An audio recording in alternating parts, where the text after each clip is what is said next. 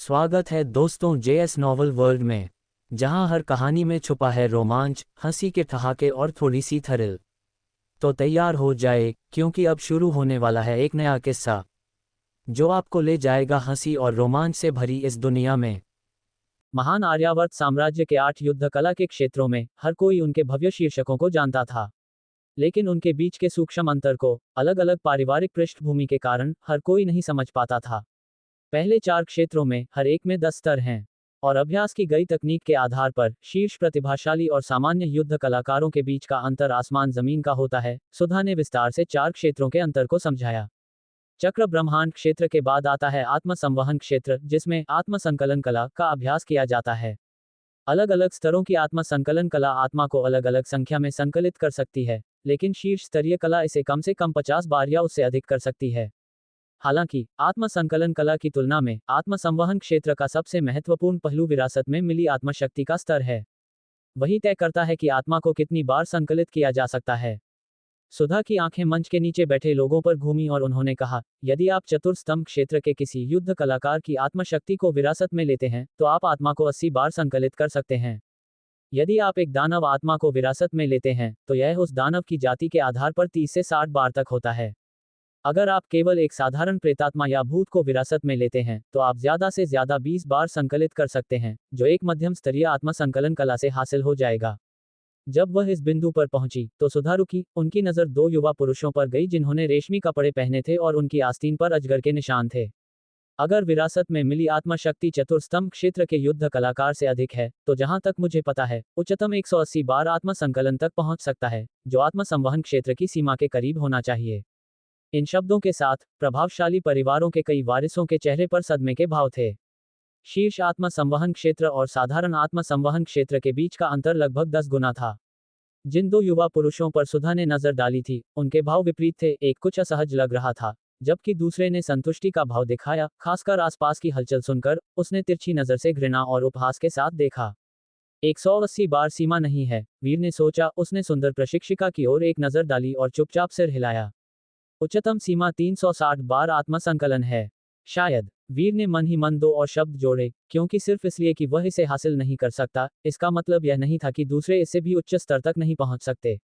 उसने स्वर्ग और पृथ्वी आत्मसंवहन के साथ 4 शीर्ष स्तरीय आत्मसंकलन कलाओं के साथ साथ 5 उच्च गुणवत्ता वाली कलाओं का अभ्यास किया था ताकि इस सीमा तक पहुंच सके। अगर वह अन्य आत्म संकलन कलाओं का अभ्यास करना जारी रखता तो भी वह 360 बार की सीमा को पार नहीं कर सकता था, और कोई भी और प्रगति उसकी सीमा थी। 360 आत्म संकलन तक पहुंचने पर वीर को एक और प्रकार की आत्मशक्ति का भी एहसास हुआ। उसने इसे स्वर्ग और पृथ्वी नियम प्रकटन कहा। इसी बीच ऊपर सुधा ने बात जारी रखी, जो लोक कला केसरी अकादमी में आत्म संवहन करते हैं और मानदंडों को पूरा करते हैं, वे श्वेत श्याम कक्ष में प्रशिक्षण के लिए प्रवेश कर सकते हैं। चतुर्स्तंभ क्षेत्र से आत्मशक्ति को विरासत में लेना राजपरिवार के बाहर आत्मसंवहन के लिए सबसे अच्छा विकल्प है। बेशक यहाँ कुछ शिष्य प्रमुख परिवारों से हैं जिनके चतुर्स्तंभ क्षेत्र के पूर्वज हैं, इसलिए उन्हें ऐसे उपचार की कमी नहीं होगी, लेकिन ये कुछ ऐसा है जिस पर बाकी लोग विचार कर सकते हैं। दर्शकों में कई लोगों की आंखें तुरंत चमक उठी। वीर और अन्य कुलीनता या उन 2 युवा पुरुषों के विपरीत जिनकी आस्तीन पर अजगर के निशान थे, जिनके पास शानदार और कुलीन पारिवारिक पृष्ठभूमि थी। चतुर्स्तंभ क्षेत्र की वीर आत्माएं युद्ध मंदिरों में शीर्ष स्तरीय मानी जाती हैं, अत्यंत दुर्लभ, और उन्हें पसंद करना मुश्किल है जब तक कि किसी की प्रतिभा बहुत ज्यादा न हो या वे किसी विशेष की नजर में न आए। और फिर भी कला केसरी अकादमी 19 प्रांतों में शीर्ष स्तरीय संस्थान के पास सीधे तौर पर ऐसे कुलीन संसाधन उपलब्ध थे।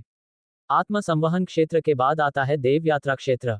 सुधा ने धीरे से कहा, देव यात्रा क्षेत्र पहले से ही एक सैन्य कमांडर या जियांगहू में एक प्रसिद्ध नायक के रूप में गिना जाता है, जो काफी शक्तिशाली है।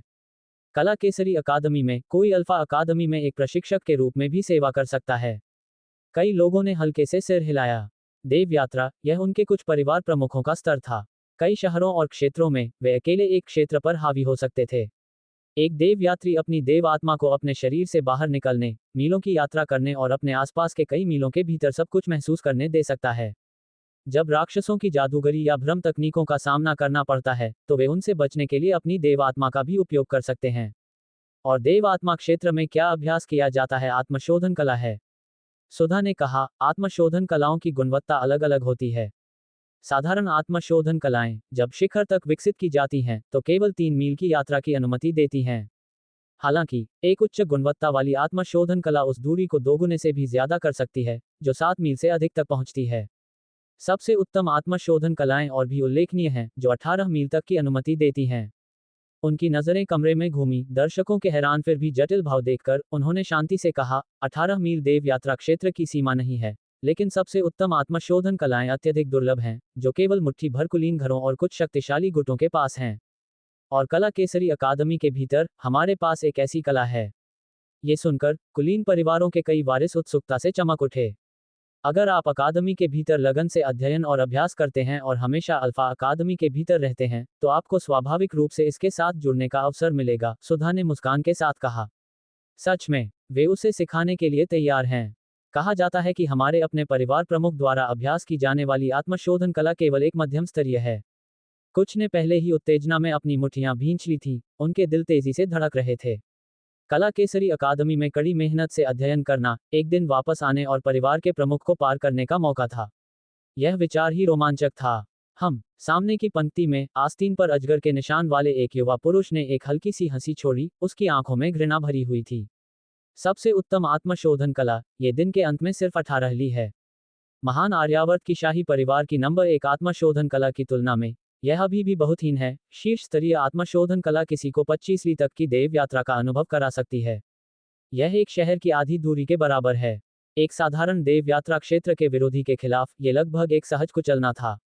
जितनी दूर देव यात्रा होती है, उतनी ही देव आत्मा मजबूत होती है। यह उतने ही शक्तिशाली राक्षसों और जादूगरियों को तोड़ सकती है, और यह यहाँ तक कि सौभाग्य से एक महान दानव के चंगुल से भी बच सकती है। सुधा ने शाही युवा पुरुष के उपहास को देखा और अपने भाव को तटस्थ रखा। वह बेशक शाही परिवार की सबसे बेहतरीन आर्यावर्त आत्मशोधन कला के बारे में जानती थी, लेकिन उन्होंने इसका उल्लेख नहीं किया क्योंकि इसमें खगोलीय परिवार से संबंधित मामले शामिल थे। खगोलीय परिवार से संबंधित किसी भी चर्चा के लिए अत्यधिक सावधानी की आवश्यकता थी। शिक्षिका, देव यात्रा क्षेत्र की सीमा क्या है? क्या ये 20 ली है? इस समय किसी ने उत्सुकता से पूछा। सुधा ने पूछताछ करने वाले युवा पुरुष की ओर देखा और देखा कि कई अन्य लोगों के भी उत्सुक भाव थे। उन्होंने हल्के से सिर हिलाया। 20 ली अंतिम सीमा नहीं है, उच्चतम सीमा 25 ली होनी चाहिए, या यहाँ तक कि 30 ली। 30 ली। ये सुनकर हर कोई सदमे में था। ये साधारण आत्मशोधन कलाओं की तुलना में 10 गुना का अंतर था। ऐसा लगता था कि प्रत्येक क्षेत्र की सीमा साधारण से लगभग 10 गुना अलग थी। ये कल्पना करना मुश्किल था कि अगर कोई हर क्षेत्र में सीमा तक पहुंचता है तो ये किस तरह की भयानक शक्ति होगी। सुधा के शब्दों को सुनने के बाद शाही युवा पुरुष की आंखों में तुरंत घृणा व्यक्त हुई। 30 ली है ना? शाही परिवार की प्रमुख आत्मशोधन कला केवल 25 ली तक जाती है। कला केसरी अकादमी की यह शिक्षिका अतिरंजित कर रही है, छात्रों को गुमराह कर रही है, खुद को मूर्ख बनाने के डर के बिना। एक विचार उसके मन में आया। दिखावा करना चाहता था और शिक्षिका के बयान को उपहास के रूप में उजागर करना चाहता था, लेकिन फिर उसे जाने से पहले अपनी मां का अर्नेस्ट रिमाइंडर याद आया, कला केसरी अकादमी में रहते हुए कम प्रोफाइल रखना। खैर, जब तक मुझे सच्चाई पता है, मैं उसे इन बेवकूफों को मूर्ख बनाने दूंगा। इस विचार के साथ उसने बोलने की इच्छा को दबा दिया और अपनी कुर्सी पर वापस बैठ गया, हालांकि उसके होठों पर एक हल्की सी उपहासपूर्ण मुस्कान बनी रही। 30 ली है ना? वीर ने फिर से चुपके से सिर हिलाया। इस सुंदर प्रशिक्षिका की शिक्षाएं उसके अपने अनुभव से काफी अलग थीं। सिर्फ वर्षा श्रावण मीनार से 3 अंतिम आत्मशोधन कलाओं का अभ्यास करके उसने पहले ही अपनी देव यात्रा को 35वीं तक बढ़ा दिया था। बाद में फैंग ने उसे शाही परिवार के गुप्त तिजोरी में घुसने, प्रमुख आर्यावर्त आत्मशोधन कला की एक नकल चुराने में मदद की और इसका अभ्यास करके यहां तक कि उसकी देव यात्रा दूरी को 50वीं तक बढ़ा दिया। वह एक पूरे शहर को कवर कर सकता था, उसकी देव आत्मा किसी भी स्थान पर तुरंत पहुंच जाती थी। लेकिन यह उसकी सीमा नहीं थी। वीर को लगा कि वह अभी भी और सुधार कर सकता है। अगर उसे और भी उत्तम आत्मशोधन कलाएं मिलती, तो वह अपनी देव आत्मा को और भी संकलित और मजबूत कर सकता था। अगर आप 20 साल की उम्र तक देव यात्रा क्षेत्र तक पहुंच सकते हैं, तो आप जहां भी जाएंगे एक प्रतिभाशाली व्यक्ति माने जाएंगे, सुधा ने मुस्कान के साथ सभी से कहा। लेकिन मैंने सुना है कि ऐसे लोग भी हैं जो 16 साल की उम्र तक देव यात्रा क्षेत्र हासिल कर सकते हैं, एक कुलीन परिवार के युवा पुरुष ने कहा। मेरे पिता ने एक बार कहा था कि उत्तरी यान के ब्लेड संत ने 15 साल की उम्र में देव यात्रा क्षेत्र में पूर्णता हासिल कर ली थी। अन्य शिष्य भी आपस में चर्चा कर रहे थे। शुरुआत में उन्हें केवल आश्चर्य महसूस हुआ, लेकिन अब उन्हें ऐसी उपलब्धि की सरासर भयावहता का और भी एहसास हुआ। ऐसा लग रहा था जैसे एक कुएं में चांद को देखना, लेकिन इस दहलीज को पार करने पर ही उन्हें एहसास हुआ कि यह स्वर्ग की ओर देख रहे एक पतंगे जैसा था। ये कुछ ऐसा है जो केवल 9वें दर्जे के लड़ने वाले शरीर वाले शीर्ष स्तरीय चमत्कारों द्वारा हासिल किया जा सकता है, सुधा ने समझाया। लेकिन आपको निराश नहीं होना चाहिए। जितनी जल्दी आप देव यात्रा क्षेत्र तक पहुंचते हैं उतना ही बेहतर होता है, लेकिन बाद के 4 क्षेत्रों में जन्मजात प्रतिभा का प्रभाव कम हो जाएगा। 15 लीग क्षेत्र तक आप अभी भी कुछ लाभ हासिल करने के लिए प्रतिभा पर भरोसा कर सकते हैं, लेकिन एक बार जब आप देवदूत क्षेत्र में होते हैं तो यह चरित्र, अंतर्दृष्टि और अवसरों के बारे में अधिक होता है, जो सभी बाद में हासिल किए जाते हैं। इसलिए यदि आप देवदूत के दहलीज तक पहुंच सकते हैं तो हर किसी के पास देवदूत द्वार से गुजरने और ग्रैंड मास्टर के क्षेत्र में प्रवेश करने का मौका है। शिक्षिका, बाद के 4 क्षेत्र कैसे हैं? किसी ने उत्सुकता से पूछा। वीर ने शब्दों को सुनकर वक्ता को देखते हुए और अधिक रुचि के कुछ संकेत दिखाए। बाद के 4 क्षेत्रों में युद्ध कलाकार हैं जो नश्वर दुनिया से परे चले गए हैं। सुधा ने कहा, प्रत्येक क्षेत्र को 10 चरणों में विभाजित नहीं किया गया है। उदाहरण के लिए, इसे 15 लीग क्षेत्र क्यों कहा जाता है? क्योंकि 15 लीग क्षेत्र में खेती वस्तु हेरफेर QE संचलन कला पर आधारित है, जो न केवल मन के साथ स्वर्ग और पृथ्वी पर घूमने की अनुमति देती है बल्कि मन के साथ शरीर को नियंत्रित करने, स्वर्ग और पृथ्वी के माध्यम से उड़ान भरने की भी अनुमति देती है। एक सांस में आप 1 ली की यात्रा कर सकते हैं। सबसे तेज गति 15 ली तक पहुंच सकती है, इसलिए इसका नाम एक सांस में 15 ली। कई लोग सदमे में थे। ऐसी गति को बिजली की तरह तेज बताया जा सकता था, एक पलक झपकते ही शहर से बाहर यात्रा करना, और यहां तक कि पहाड़ों को पार करके अन्य राज्यों में भी। 15 ली क्षेत्र में कोई दुश्मन को 15 ली दूर मारने के लिए उड़ने वाली तलवारों को नियंत्रित कर सकता है। वे तलवार के खून को देखने से पहले ही मर जाते हैं, बिना किसी सूचना के सिर काट दिया जाता है। इसलिए जो लोग 15 लीग क्षेत्र तक पहुंचते हैं वे वास्तव में भयानक प्राणी होते हैं जिनसे डरना चाहिए, जो बिना किसी निशान के मारते हैं, सुधा ने शांति से कहा। और स्वर्गीय मानव क्षेत्र के बारे में क्या? स्वर्गीय मानव क्षेत्र में एक ग्रैंड मास्टर कहलाने के लिए किसी को प्रवेश करने के लिए ग्रैंड मास्टर के दिल को समझना होगा, सुधा ने कहा। यह क्षेत्र वह भी है जहां हड्डियों की क्षमता को मापना अप्रभावी होता है, यह मुख्य रूप से किसी के मन और ज्ञान पर निर्भर करता है। इतिहास में 9वीं रैंक के युद्ध शरीरों वाले कई चमत्कार इस क्षेत्र में गिर गए हैं। 15 ली क्षेत्र एक व्यक्ति के जीवन का अंत बन जाता है, इस प्रकार इसे 15 ली के लिए जीवन की वसंत हवा के रूप में भी जाना जाता है। वसंत हवा के बाद पतझड़ का सूखना आता है, और फिर सभी चीजों का मौन सर्दियों में प्रवेश। उन्होंने चारों ओर देखा और उदासीनता से बोली, आगे बढ़ते हुए 3 अमर अपनी वंश शक्ति की विरासत की अनुमति देते हैं। 3 अमर में 3 क्षेत्र होते हैं, प्रत्येक का अपना स्वर्ग होता है। 60 साल में एक क्षेत्र को पार करना असाधारण है, और यह कुछ ऐसा है जिसके बारे में आप सभी को इस समय चिंता करने की आवश्यकता नहीं है। भीड़ ने लालसा के साथ सुना और दूर के अंतर को भी महसूस किया। 3 अमर पहले से ही आर्यावर्त में शीर्ष देव सेनापतियों में से थे, जबकि चतुर्स्तंभ क्षेत्र में उन लोगों को संतों के रूप में माना जाता था, ऐसे व्यक्ति जिनकी पूजा उनके माता पिता को भी अत्यधिक सम्मान के साथ करनी पड़ती थी। वीर ने देखा कि वक्ता ने इन विषयों को संक्षेप में बताया और थोड़ा निराश महसूस किया, फिर भी कुछ नया सुनना चाहता था। हालांकि जब वह 10 साल का था और उसने वर्षा श्रावण मीनार में उनके बारे में शोध किया था, तब वह पहले से ही इन क्षेत्रों के बीच के सूक्ष्म अंतर से अवगत था। इसके अतिरिक्त फैंग के साथ अपने लगातार मछली पकड़ने के सत्रों के दौरान उसने उनके बारे में काफी कुछ सुना था और कुछ हद तक परिचित था। 15 ली के लिए जीवन की वसंत हवा सीमा नहीं थी। उदाहरण के लिए, ली परिवार के कब्जे में अतुलनीय वस्तु हेरफेर QE संचलन कला 20 ली तक पहुंच सकती थी। फैंग कहा करता था कि शाही परिवार की 9 स्वर्ग आरोहण कला 25 ली की वस्तु हेरफेर हासिल कर सकती है। कोई एक सांस में एक छोटे शहर को पार कर सकता है, और 2 सांसों में नदियों को पार कर सकता है। अविश्वसनीय रूप से दुर्जेय। और उस शाही परिवार की बेशकीमती वस्तु हेरफेर QE संचलन कला, फैंग ने स्वाभाविक रूप से उसे एक नकल चुराने में मदद की थी, हालांकि यह एक प्रतिकृति थी, मूल को छूने की हिम्मत नहीं की। आखिरकार, शाही परिवार गानताओ महल के बहुत करीब था, और उस महल के भीतर वह व्यक्ति था जिसे आर्यावर्त के नंबर 1 सच्चे गुरु के रूप में सराहा गया था। वीर 2 सर्वोच्च खेती तकनीकों को मिलाकर और नियंत्रण पथ के 6ठे चरण के ज्ञान के तहत वर्तमान में एक सांस में 40 ली की यात्रा करने में सक्षम था।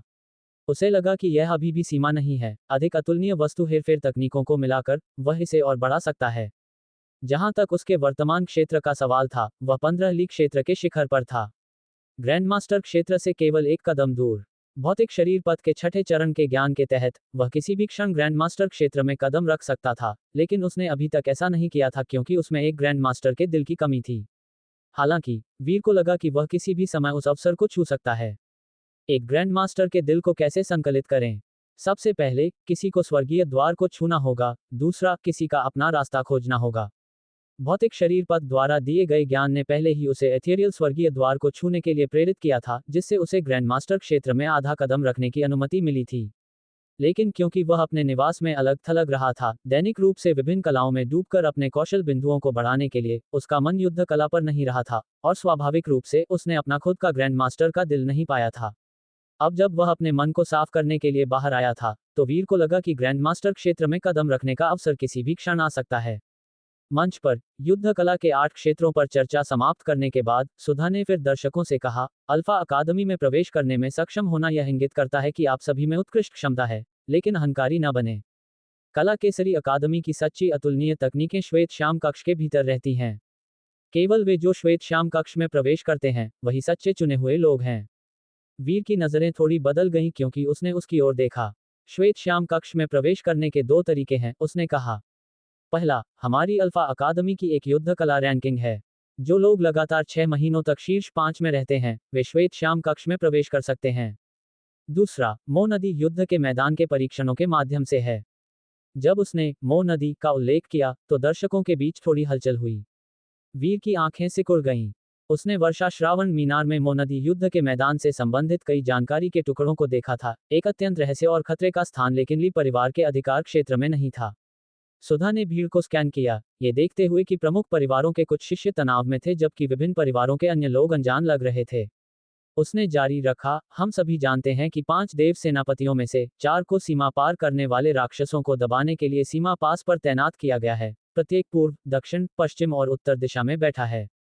जहां तक पहले देव सेनापति हवेली, त्यांझाओ देव सेनापति हवेली का सवाल है, वे मो नदी प्राधिकरण पर अध्यक्षता करते हैं और पूरी दुनिया में मो नदी पर अत्याचार करते हैं। जैसे ही वह बोली, उनकी नजर भीड़ में कई व्यक्तियों पर घूमी, जिसमें वीर भी शामिल था। देव सेनापति सीमा पास की रक्षा करते हैं और मो नदी प्राधिकरण मो नदी पर अत्याचार करता है। दोनों स्वर्ग के नीचे सभी लोगों के अस्तित्व के लिए महत्वपूर्ण हैं। हम यहाँ आराम से बैठ सकते हैं, कक्षाओं में भाग ले सकते हैं, सिखा सकते हैं, युद्ध कला का अध्ययन कर सकते हैं, और यहाँ तक कि तथाकथित दानव हत्या सम्मान का पीछा कर सकते हैं। ये सब 5 महान देव सेनापति हवेलियों के वजन को सहन करने और आगे बढ़ने के अस्तित्व के कारण है। ठीक है, ली युवानझाओ ने वीर के बगल में फुसफुसाया, मेज के नीचे अपनी मुट्ठियां भींचते हुए। उसका मोटा चेहरा उत्तेजना से भरा था। सीमा युद्ध के मैदानों के मुद्दे हमारी पहुंच से परे हैं, लेकिन मेंग नदी युद्ध का मैदान पृथ्वी की नसों की तरह आर्यावर्त के 19 प्रांतों के हर हिस्से में फैल गया है। मो नदी के साथ स्थिति को हल करना युद्ध कलाकारों के रूप में हमारी जिम्मेदारी है। सुधा ने एक दृढ़ अभिव्यक्ति और एक अनडिनायबल स्वर के साथ बात की। फिर उसने शिष्यों की ओर देखा, उनमें से एक की ओर इशारा करते हुए, आप त्यांझाओ देव सेनापति हवेली के वांग परिवार से हैं, है ना? सभी को बताएं कि मो नदी क्या है। जिस व्यक्ति की ओर उसने इशारा किया, वह काले रंग के कपड़े पहने एक किशोर था, 14 या 15 साल का, जिसकी आंखें तेज और ठंडी थीं, जो अपने साथियों की तुलना में अधिक परिपक्व लग रहा था। जब उसे बुलाया गया तो वह घबराया नहीं, बस शांति से अपने पैरों पर खड़ा हो गया। शिक्षिका, मेरा नाम वांग हान है। त्यांझाओ देव सेनापति हवेली, वांग परिवार। पहले देव सेनापति हवेली के रूप में उसकी स्थिति ली परिवार की तुलना में थोड़ी अधिक थी। उनके सामने का लड़का, जाहिर है, वांग परिवार की तीसरी पीढ़ी के सबसे उत्कृष्ट में से नहीं था, और कबीले के भीतर उसकी स्थिति ली युन और ली जिनिंग जैसी थी, जिनकी प्रतिभा सच्चे ड्रैगन और सच्चे फीनिक्स संतान की तुलना में बस एक पायदान नीचे थी। कला केसरी अकादमी में अध्ययन करने के लिए आना अधिक था, अपनी साख को चमकाना और अकादमी में इकट्ठा हुई श्वेत श्याम कक्ष की पियलिस तकनीक और कनेक्शन का लाभ उठाना। वांग हान, कृपया हमें बताएं, सुधा ने स्वीकृति से कहा। अन्य लोगों ने वांग हान की ओर अपना ध्यान दिया, उसे त्यांझाओ देव सेनापति हवेली से किसी के रूप में पहचानते हुए। उनकी आंखों ने विस्मय और सम्मान का मिश्रण दिखाया। उसकी पोशाक सरल थी, और त्यांझाओ देव सेनापति हवेली के दसियों हजार मील दूर होने के कारण, अगर सुधा ने उसे बाहर नहीं निकाला होता, तो वे उसकी पृष्ठभूमि का अनुमान नहीं लगा पाते। मेंग नदी युद्ध के मैदान की उत्पत्ति लंबी और अगोचर है, वापस पता लगाने का कोई तरीका नहीं है, और यह साल दर साल बढ़ रहा है। अब ये हमारी सीमाओं के भीतर दूरदराज के कस्बों में दिखाई देने लगा है। वांग हान ने शांति से समझाया, मेंग नदी युद्ध का मैदान एक अलग दुनिया की तरह है, एक मृग तृष्णा या एक स्वप्नलोक की तरह, लेकिन अगर आप वहां मर जाते हैं, तो आप वास्तव में मर जाते हैं। मो नदी को पूरी तरह से मिटाना मुश्किल है। भले ही इसे नष्ट कर दिया जाए, ये फिर से बाहर पहुंच जाएगा। यही कारण है कि मो नदी प्राधिकरण हर साल लोगों को भर्ती करता है, लेकिन अभी भी कर्मचारियों की कमी है। ऐतिहासिक रूप से बहुत कम मो नदियों को अच्छी तरह से हल किया गया है। इसके लिए मो नदी को पूरी तरह से साफ करने की आवश्यकता होती है, और विशिष्ट कठिनाई आप सभी को पता चल जाएगा जब आप बाद में मो नदी में प्रवेश करेंगे। कोई मदद नहीं कर सका लेकिन पूछा, मो नदी के अंदर क्या है? वांग हान ने उस व्यक्ति की ओर देखा जिसने बात की थी। उसकी आवाज ठंडी थी। अफवाहों के अनुसार वह नदी है जो नरक की ओर ले जाती है, और स्वाभाविक रूप से यह मृतकों की आत्माओं से भरी है। कमरे में तापमान एक बार में 1 दर्जन डिग्री कम हो गया। कई लोग हल्के से कांप गए। कृपया बैठ जाए। सुधा ने वांग हान को बैठने का संकेत दिया और फिर सभी को संबोधित किया। संक्षेप में, इस साल आप सभी को लगन से अध्ययन करने का प्रयास करना चाहिए। आपको जो कुछ भी चाहिए वह कला केसरी अकादमी में पाया जा सकता है। यह आप पर निर्भर करता है कि आपके पास इसके लिए लड़ने की क्षमता है। आपका भविष्य आपका है, तो आगे बढ़ो। अंत में प्रेरक शब्दों ने कई लोगों को वांग हान द्वारा साझा किए गए ठंडे विवरणों से वापस ला दिया। उनकी आंखें चमक रही थीं। इसके अलावा जब आप अकादमी में होते हैं तो बाहर आपकी स्थिति कुछ भी हो, यहाँ सभी के साथ समान व्यवहार किया जाता है। गलतियों को समान रूप से दंडित किया जाएगा और योग्यता को पुरस्कृत किया जाएगा, सुधा ने घोषणा की। ये सुनकर कई लोगों ने वीर और वांग हान, साथ ही साथ कुलीन पहचान के 2 अन्य युवा पुरुषों की ओर बार बार देखा। क्या वास्तव में समान उपचार हासिल किया जा सकता है? वीर ने बेपरवाह होकर मुस्कुराया। उसे कोई चिंता नहीं थी। सुधा के जाने के बाद आंगन में भी जान आ गई। जल्द ही लोग वीर और ली युवानझाओ के पास बातचीत करने के लिए उत्सुकता से पहुंचे। इतनी कम उम्र में अपने माता पिता की देखभाल में उन्होंने पहले ही नेटवर्किंग करना सीख लिया था। भविष्य के लिए पूंजी जमा कर रहे थे। वीर डिसमिसिव नहीं था, लेकिन उसने केवल समान रुचियों वाले लोगों के साथ बातचीत की। युवा मालिक ली, नमस्ते, मैं कैंगजोऊ के झाओ परिवार से आता हूँ। क्या आप शतरंज खेलते हैं? ओह नहीं। चित्रकारी के बारे में क्या? वह भी नहीं। वीर ने रुचि खो दी। समय तेजी से बीत गया और आधा महीना बीत गया। अल्फा अकादमी में आधे महीने की बातचीत के बाद 50 छात्र एक दूसरे से परिचित हो गए हैं। कम से कम वे एक दूसरे का नाम पुकार सकते हैं। युआन झाओ, आपके देव सेनापति हवेली के लोग वास्तव में अविश्वसनीय हैं। वे स्पष्ट रूप से नए लोग हैं, फिर भी वे शीर्ष 10 रैंकिंग पर एकाधिकार करने के करीब आ गए। घास पर बैठी दुबली पतली दू क्यूए ने ली युआन झाओ के प्रति अपनी प्रशंसा व्यक्त की। वह एक लौटने वाली छात्रा है, इस साल 18 साल की है, अपनी जवानी के चरम पर है, लेकिन अल्फा अकादमी के भीतर वह पहले से ही एक वरिष्ठ के रूप में गिनी जाती है। सेमेस्टर शुरू होने से पहले वह युद्ध कला रैंकिंग में शीर्ष 10 में थी, लेकिन अब वह 15वें स्थान और उससे आगे गिर गई है। ये सब इसलिए है क्योंकि इस साल के नए छात्र बहुत भयंकर हैं। अकेले देव सेनापति हवेली से 7 आए हैं, साथ ही 2 शाही राजकुमार, वह बस प्रतिस्पर्धा नहीं कर सकी। इसके अतिरिक्त एक ग्रैंड मास्टर के बच्चे भी हैं, एक निश्चित शहर से एक काउंटी राजकुमारी, सभी पृष्ठभूमि के साथ जो डराने वाले हैं। कुल मिलाकर वे 13 हैं। लौटने वाले छात्रों ने चक्र स्वर्ग क्षेत्र पूर्णता तक पहुंचने के लिए कई वर्षों तक कड़ी मेहनत की है, फिर भी ये नए लोग पहले से ही चक्र स्वर्ग क्षेत्र पूर्णता पर या उसके पास पहुंच गए, एक गहरी स्थापित पारिवारिक नींव के साथ स्कूल में प्रवेश कर रहे हैं। भले ही उनके क्षेत्र समान हैं, फिर भी क्यूई संचलन कलाओं और मेरिडियन उद्घाटन कलाओं के स्तरों में अंतर है जिनका वे अभ्यास करते हैं, जिससे ताकत में लगभग 2 गुना अंतर होता है। वे वास्तव में कोई मुकाबला नहीं है, जिन्हें आर्यावर्त के सर्वोच्च प्राधिकरण के तहत वंशजों द्वारा अच्छी तरह से डराया गया है।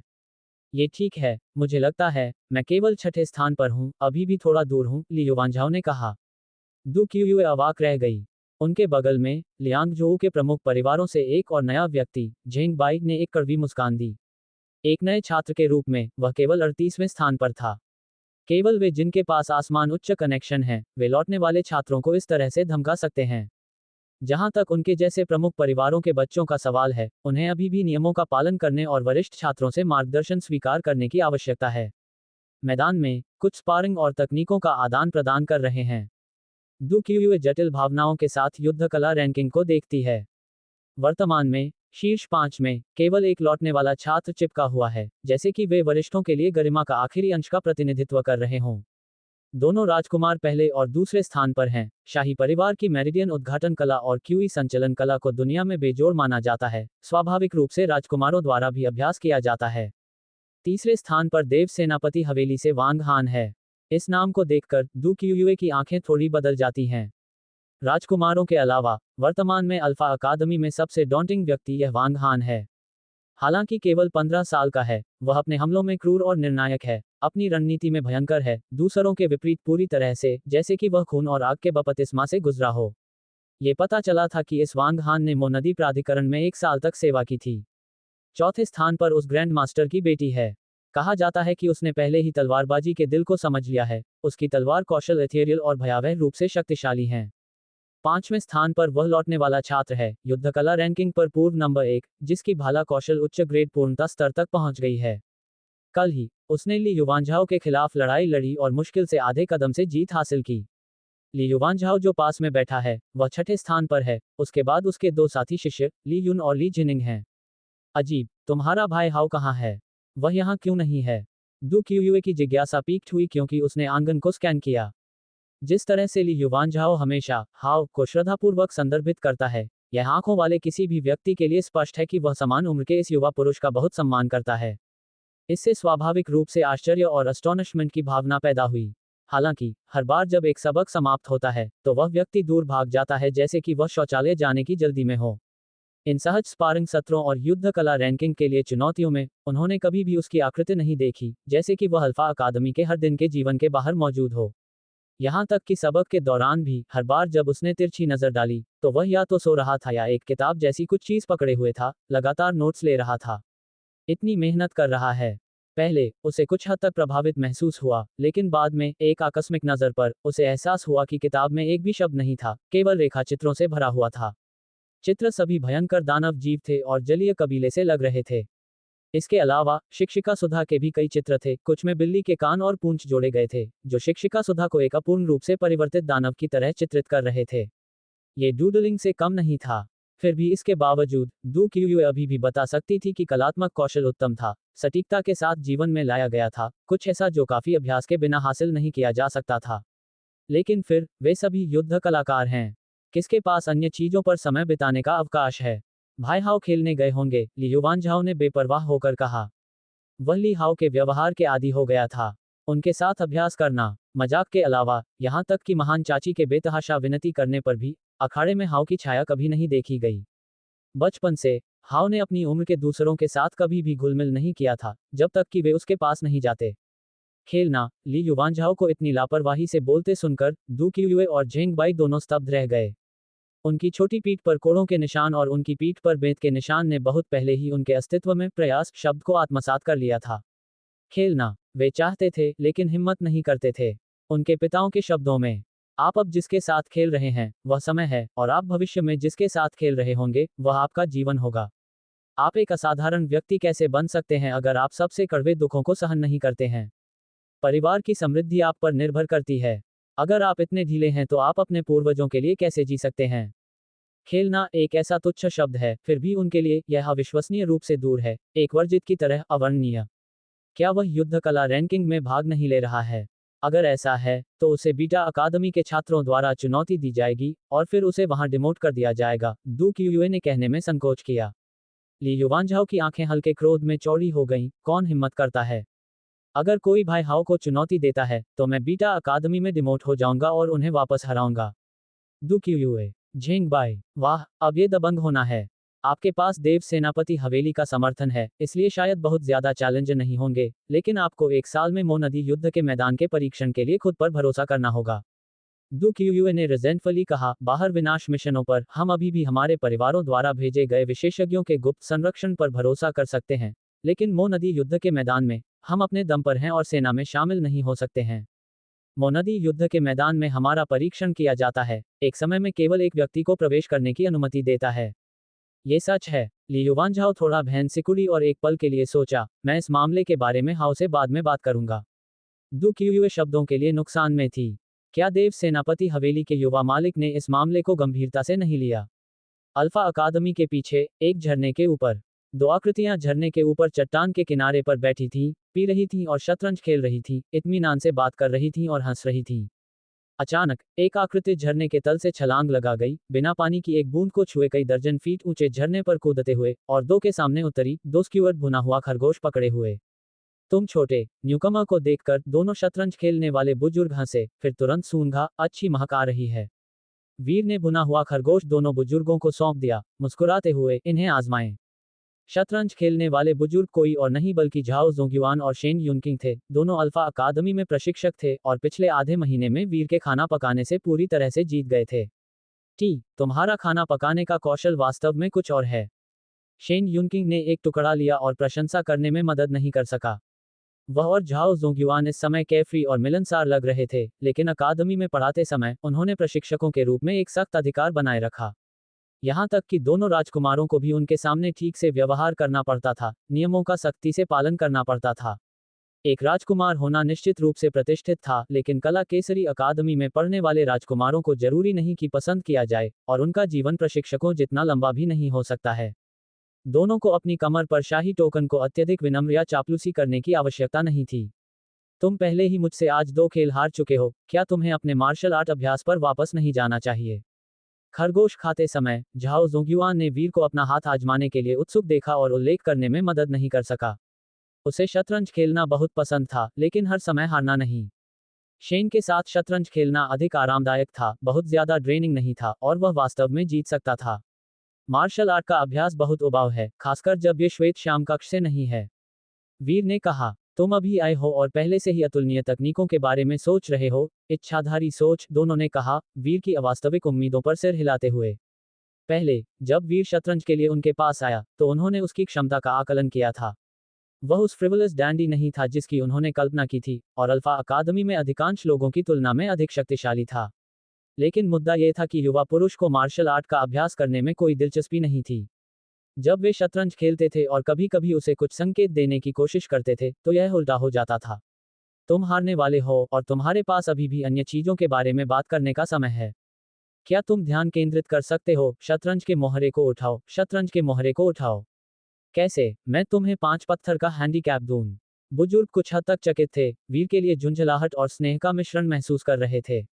एल्ड शेन, शराब। वीर ने शेन युनकिंग की कमर पर शराब की फ्लास्क की ओर अपने होंठों से इशारा किया, तुम आज मुझसे 2 घूंट हार चुके हो और तुमने अभी तक भुगतान नहीं किया है। शेन युनकिंग का मुंह थोड़ा ट्विच हुआ। वह मूल रूप से केवल झाओ ज़ोंग्युआन के साथ साझा कर रहा था, और अब खिलाने के लिए एक और छोटा मुंह था, जिससे उसकी नशे में हवा काढ़ा खुद के लिए भी कम हो गया।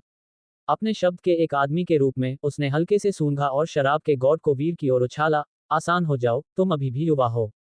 वीर हंसा, बोतल को अनकॉक किया और 2 हार्टी स्विग्स लिए, फिर संतोषपूर्वक अपना मुंह पोंछते हुए, वास्तव में अच्छा स्वाद है।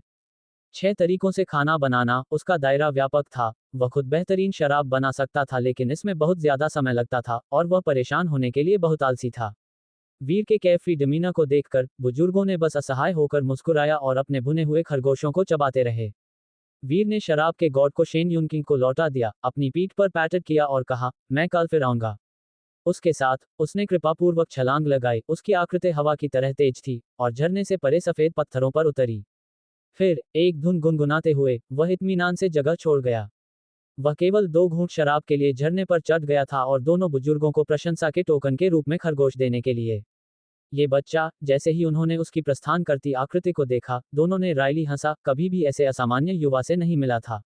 वैसे, उसने अभी जो आंदोलन तकनीक का इस्तेमाल किया, क्या वह बेहतर, सफेद फीनिक्स कला नहीं थी जिसे तुम सिखाते हो? झाओ ज़ोंग्युआन ने पूछा। अपने खरगोश को चबाते हुए, शेन युनकिंग ने स्पष्ट रूप से कहा, ये सच है, और उस बच्चे ने पहले ही इसे पूर्णता के लिए महारत हासिल कर ली है। मुझे संदेह होने लगा है कि क्या उसने जो हवा छिद्रन मुट्ठी सीखी थी, वह वास्तव में उसी दिन महारत हासिल थी। आधे महीने में पूर्णता तक पहुंचने के लिए। सोचते हुए, झाओ ज़ोंग्युआन ने बड़बड़ाया, क्या ली परिवार ने अतीत में झूठी जानकारी जारी की? मार्शल ली अपना सारा समय सीमाओं पर बिताते हैं और उनकी पत्नी उनके साथ नहीं है। अपने विचार को पूरा किए बिना आगे के शब्दों की कोई आवश्यकता नहीं थी। शेन युनकिंग ने खरगोश का मांस निगल लिया, शराब का एक घूंट लिया, और लगभग आराम में अपनी भौहें खोद दी। उसने आह भरी, एक मार्क्विस के मैने की गहराई की तरह अप्रत्याशित, कौन वास्तव में जान सकता है? किसी भी दर पर, ये लड़का निश्चित रूप से एक दुर्लभ प्रतिभाशाली है। मुझे लगता है कि वह 1 साल के समय में मो नदी में एक भव्य प्रवेश करेगा। झेंग बाई ने हल्के से सिर हिलाया, संभावना से इनकार नहीं किया, ये सोचकर कि क्या वीर समय आने पर अपनी प्रतिभा दिखाने के लिए तैयार होगा। अचानक, उसने वीर की आकृति को कोने के चारों ओर गायब होते देखा, और मदद नहीं कर सका, लेकिन एक भान उठाया, क्या उस बच्चे ने गलत मोड़ लिया? क्या तुमने उसे नहीं बताया? वह रास्ता मो नदी की ओर जाता है। वीर कई मीलों तक फिसलन भरे, टूटे पत्थर के रास्ते का पालन करता था, जो एक झरने द्वारा गठित एक और गहरे पूल के किनारे पर पहुंच गया। अजीब, मुझे लगा कि मैंने एक फ्लूट की आवाज सुनी है। वीर ने चारों ओर देखा, ये सोचकर कि क्या ये सिर्फ एक भ्रम था। उसके सामने का झरना एक पर्दे जैसा था, लेकिन बहते पानी में अंतराल के माध्यम से अंदर एक छोटा मंदिर दिखाई देता था। वीर थोड़ा चकित था। उसकी आकृति फ्लिकरिंग हुई क्योंकि उसने शीर्ष स्तरीय बाईफैंगक्सिंग आंदोलन तकनीक का इस्तेमाल किया, पानी के पर्दे के माध्यम से एक पक्षी की तरह डार्टिंग, बिना एक भी पानी की बूंद उस पर छुए दूसरी तरफ उभर आया। इससे पहले आरक्षित 3 कौशल अंक उसने अपने आंदोलन तकनीक पर 2 खर्च किए, जिसने उसे इस उच्च ग्रेड खेती तकनीक को आसानी से समझने की अनुमति दी। जब वीर पानी के पर्दे के माध्यम से प्रवेश कर गया, तो एक और मॉस कवर्ड पत्थर के मंच पर दूरी में 2 नाजुक आकृतियां खड़ी थीं। अरे, यू याओ, क्या वहां अभी कोई था? लिन फाई ने आश्चर्य में पूछा, दूर के झरने की ओर इशारा करते हुए। ऐसा लगा, गीत यू याओ ने भी देखा, लेकिन आकृति फ्लिकरिंग हुई और गायब हो गई, जो एक बाहरी अकादमी के शिष्य की पोशाक पहनती थी। ऐसा लगता है कि मैं चीजें नहीं देख रहा हूँ। एक बाहरी शिष्य यहाँ क्या कर रहा है? क्या यह अभी तक नए छात्रों की वार्षिक परीक्षा का समय नहीं है? लिन फाई ने भ्रम के साथ सोचा, वह क्षेत्रीय भगवान के मंदिर में प्रवेश कर गया है। क्या वह मेंग नदी में जा रहा है? गीत यू याओ ने अपनी नजर वापस ले ली, हल्के से सिर हिलाया और अपनी बांसुरी को धीरे से बजाना जारी रखा, इस तरह के एक्सट्रेनियस मामलों में अनइंटरेस्टेड। झरने के पीछे, वीर ने अपनी आंखों के सामने मंदिर को देखा। ये बहुत छोटा था, लगभग एक व्यक्ति आधा लंबा। हालांकि, यह एक्सक्विजिट रूप से तैयार किया गया था, अंदर 2 एफिजीज के साथ, एक पुरुष और एक महिला। वे प्राचीन दिखाई दिए, और समय ने उनकी सुविधाओं को धुंधला कर दिया था। करीब से निरीक्षण करने पर, कोई देख सकता था कि वे एक बार कोमल और दयालु थे। लेकिन मिट्टी के मोर्टल टुकड़ों के गिरने और चेहरे के सड़े हुए होने के कारण, उनके होठों पर आधे मुस्कान अब कुछ ईरी और फरोशस लग रहे थे। मंदिर के दोनों ओर, एक वर्टिकल कपलेट था। पृथ्वी सभी चीजों का उत्पादन कर सकती है। मिट्टी सभी जीवों को दफन कर सकती है। इसके ऊपर, एक हॉरिजॉन्टल स्क्रॉल था, एक क्षेत्रीय भगवान। जब वीर मंदिर की जांच कर रहा था, अचानक अंदर से एक छोटी पुस्तिका उड़ गई, जो उसकी आंखों के सामने खुल गई। इसके बाद, पुस्तिका से एक कागज की शीट उड़ गई, जो दिव्य स्विफ्टनेस के साथ वीर के सिर की ओर शूटिंग कर रही थी। वीर चौंक गया और बचने की कोशिश की, लेकिन अपने 15 ली क्षेत्र खेती स्तर के साथ भी, वह समय में प्रतिक्रिया नहीं कर सका, और दिव्य प्रकाश ने उसके सिर में प्रवेश किया। एक पल में, उसके चारों ओर की दुनिया पानी के प्रकाश में डूब गई, और फिर जैसे ही पानी का प्रकाश फीका पड़ गया, दुनिया की एक और परत, वास्तविक और भ्रमपूर्ण दोनों, खुद को प्रकट कर दी। अंधेरा गुफा धुंधला हो गया, जैसे कि उसे 3 फीट के भीतर घेरने वाला एक अवरोध जैसा पानी का ग्लो था। उसी समय, वीर की आंखों के सामने अलूसरी सुनहरा अक्षर दिखाई दिया। आप मेंग नदी में प्रवेश कर चुके हैं। आपके निवास स्थान की पुष्टि हो गई है, महान आर्यावर्त साम्राज्य किंग जो। कृपया मेंग नदी के भीतर उपयोग के लिए अपना नाम छोड़ दें। वीर रुका, वह मेंग नदी में प्रवेश कर गया था। उसने चारों ओर देखा, एक बहने वाली, फिल्म जैसी बाधा ने उसे एनवेलप किया, और बाधा के डिम प्रकाश से परे, वह वेगल रूप से एक विशाल विस्तार में कुछ टूटे हुए पहाड़ों को देख सकता था, अभी अभी संकरी गुफा से बहुत दूर। क्या ये रहस्यमय खतरों का लेजेंडरी स्थान था? अविश्वसनीय। मेंग नदी के बारे में कुछ कहानियों को जानने के बावजूद, इसका फर्स्ट हैंड अनुभव करना अभी भी उसे एस्टोनिश्ड छोड़ गया। ये साधारण मार्शल आर्ट के दायरे से परे था। फिर भी, ये स्पष्ट नहीं था कि यह मेंग नदी किस स्तर से संबंधित थी। वीर, जिसने आमतौर पर मछली पकड़ने का समय बिताया था, उसने दूसरे मास्टर से सुना था कि मेंग नदी के 5 स्तर थे, और यहाँ तक कि दूसरे मास्टर और एल्डरफैंग भी यूडू स्तर के मेंग नदी में हल्के ढंग से प्रवेश करने की हिम्मत नहीं करेंगे, क्योंकि इसमें महान आतंक था। इस क्षण, पिछले दिव्य प्रकाश ने जो वीर के माथे में प्रवेश किया था, उसके हाथ में कन्वर्ज्ड, सोने के कागज का एक टुकड़ा बना। कागज खाली था। जैसे जैसे जानकारी उसके दिमाग में बहती गई, वीर समझ गया। उसने एक पल के लिए सोचा, अपनी उंगली काट ली, और सोने के कागज पर मेंग नदी के लिए अपना नाम छोड़ दिया। चोमेर। जैसे ही उसने लिखना समाप्त किया, कागज सुनहरे प्रकाश के साथ चमका, रक्त लिखित नाम को एंगल्फिंग और सबमर्जिंग किया, फिर दिव्य प्रकाश में वापस ट्रांसफॉर्मिंग किया, जो वीर के शरीर में गायब हो गया। साथ ही, उसके चारों ओर पानी की फिल्म जैसी बाधा धीरे धीरे फीकी पड़ गई, टूटे हुए पहाड़ों और डेसोलेट भूमि की बाहरी दुनिया को प्रकट करते हुए। उसके दिमाग में, एक संदेश स्वचालित रूप से दिखाई दिया। क्षेत्र, फैंगशान मेंगहे नदी। मेंग नदी पूर्णता दर, 0%। वीर ने ऊपर देखा, लाल आसमान को अस्त होते हुए सूरज के साथ खून की तरह देखा, दूसरी तरफ पृथ्वी में आधा डूबा हुआ। उसके सामने एक डेसोलेट पहाड़ पड़ा था, जिसके भीतर एक गांव और खाना पकाने की आग से विस्प्स ऑफ स्मोक को देखा जा सकता था। वीर की नजर थोड़ी बदल गई क्योंकि उसने आगे स्काउट करने के लिए अपनी दिव्य आत्मा को छोड़ा। एक आत्मा की छाया जो उसके वास्तविक शरीर की तरह दिखती थी, उसके सिर के ऊपर से उड़ गई और, पलक झपकते ही, गांव के ऊपर आसमान में हजारों मील तक सोरिंग हो गई, नीचे पूरे पहाड़ को ओवरलुक करते हुए। उसी समय, दिव्य आत्मा का पर्सपेक्टिव तेजी से असेंडेड, पूरे मेंग नदी युद्ध के मैदान का एक स्पष्ट दृश्य पाने के लिए फादा भूमि की ओर देख रहा था। लेकिन जैसे ही उसकी नजर क्षितिज तक फैल गई, वीर ने देखा कि मो नदी के अंत में, अंधेरे ने क्षेत्र को एनवेलप किया था। जब उसकी दिव्य आत्मा की विजन उस अंधेरे में प्रवेश कर गई तो उसने एक गहरी ठंड महसूस की, जैसे कि अंधेरे में कुछ को परेशान नहीं किया जाना चाहिए। वीर ने जल्दी से अपनी दिव्य आत्मा की धारणा को वापस ले लिया, अपनी सीमा को केवल गांव और उसके परिवेश तक सीमित कर दिया। गांव के अंदर बूढ़े और जवान चारों ओर चले गए, पुरुषों ने खेती की और महिलाओं ने बुनाई की, जो बहुत सामंजस्यपूर्ण लग रहा था, बशर्ते कोई उनके चेहरों को नजरअंदाज कर सके। हर किसी का चेहरा विदद और सूखा था, बुजुर्ग ऐसे लग रहे थे जैसे कि वे लाशें थे, बच्चों की आंखें काले छेद की तरह थीं, जीभ उनके सीने तक लटक रही थी। खिड़कियों से बुनाई करने वाली महिलाओं के नाखून चाकू की तरह तेज थे, दांत भयंकर थे, सिनिस्टर मुस्कान लिए हुए थे। वास्तव में इस दुनिया से परे एक स्वर्ग, वीर ने आह भरी। विभिन्न मछली राक्षसों की भयंकर उपस्थिति को देखने के बाद उसने मो नदी के इन मृत आत्माओं को इतना भयानक नहीं पाया। क्या मुझे कार्य को पूरा करने के लिए उन सभी को हल करने की आवश्यकता है? वीर ने अपनी आंखों में एक विचारशील नजर के साथ विचार किया। उसने पीछे हटने के बारे में सोचा था, लेकिन उसे पहले मो नदी में संबंधित मंदिर में प्रवेश करने की आवश्यकता थी। अपनी दिव्य आत्मा के पेट्रोल के माध्यम से उसने पहले ही मंदिर का स्थान ढूंढ लिया था, गांव के बीच में एक स्टेज लाइक जगह पर। ये पोजीशनिंग वास्तव में चालाक है। वह यहाँ के आसपास बॉस लगता है ना?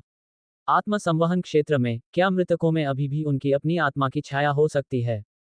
वीर की नजर गांव के पीछे की पहाड़ी पर टिकी, जहां एक काले रंगीन विद्वान बैठा था, जिसमें एक महिला की आत्मा की छाया थी जो उसकी पीठ पर काले धुएं के साथ बह रही थी, जो एक बल्कि एरी वाइब दे रही थी। स्थिति का सर्वेक्षण करने के बाद वीर नहीं रुका और एक बार जब उसकी दिव्य आत्मा उसके शरीर में लौट आई तो वह गांव की ओर बढ़ गया। प्रवेश द्वार पर लटकने वाले ग्रामीणों ने जल्द ही वीर को नोटिस किया। नमस्ते, नमस्ते, वीर ने एक मुस्कान और एक उठाए हुए हाथ के साथ ग्रीटेड किया। बूढ़ा मूल रूप से एक बच्चे को लेकर हिंसक रूप से बाक्ट हुआ और एक फरोशस अभिव्यक्ति के साथ वीर की ओर भागा। बच्चा, जो मूल रूप से नाइवली सिली दिखाई दिया था, अचानक विशस लग रहा था। उसने वीर पर चार्ज करते हुए तेज दांत प्रकट किए। इतना उत्साह! वीर मदद नहीं कर सका लेकिन असहाय महसूस किया। उसने लापरवाही से एक मृत शाखा को तोड़ दिया और हल्के से उसे फ्लिक किया। बर्फ के टुकड़े नीचे फ्लटर्ड। बूढ़ा आदमी और बच्चा जो उसकी ओर दौड़े थे, वे अभी तक वीर के 2 गज के भीतर नहीं पहुंचे थे जब वे अचानक स्टिफेंड, उनके सिर टूट गए, घाव स्ट्रेंजली तेज और साफ थे। उसके बाद वीर ने लापरवाही से मृत शाखा को ले लिया और प्राचीन पथ के साथ गांव में चला गया। खेतों में चावल के सीडलिंग्स को ट्रांसप्लांटिंग करने वाले ग्रामीण वीर को नोटिस करने के बाद हिंसक हो गए, जैसे ही वे उस पर पाउंस्ड हुए, रोरिंग करते हुए। कुछ किसान जो स्ट्रॉ हैट्स पहने हुए थे और अनाज ले जा रहे थे, वे भी अपने कंधे के खंभों के साथ दौड़ पड़े। क्या आप भी महान समुद्र को जीतने का सपना देखते हैं? वीर ने चलते हुए पूछा। उसके पदचिह्न अनइंटरप्टेड थे, मृत शाखा को लापरवाही से स्विंगिंग करते हुए जैसे कि बर्फ गिर रही हो। इन ग्रामीणों पर उतरा हर एक स्नोफ्लेक एक सील की तरह लग रहा था, जिससे उनके शरीर अचानक जम गए। जैसे जैसे वीर गांव में गहरा गया, अधिक से अधिक ग्रामीण उसकी ओर सर्ज, जिसमें बर्तन ले जाने वाली महिलाएं और वे लंबी जीभ वाली महिलाएं शामिल थीं जो बुनाई कर रही थीं।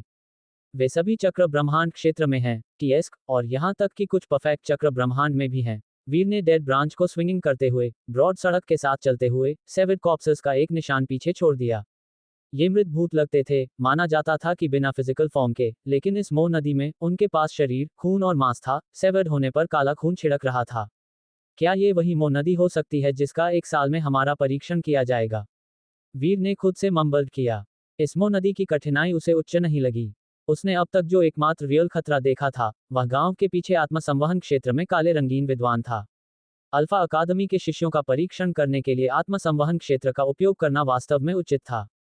जैसे जैसे ग्रामीण एक एक करके गिरते गए, वीर ने अपनी हथेली में सोने के कागज पर नजर डाली, जिसने एक संदेश प्रदर्शित किया। मेंग नदी पूर्णता 89%। ऐसा लगता था कि हर एक ग्रामीण को मारने के साथ पूर्णता लगभग 1% आगे बढ़ेगी।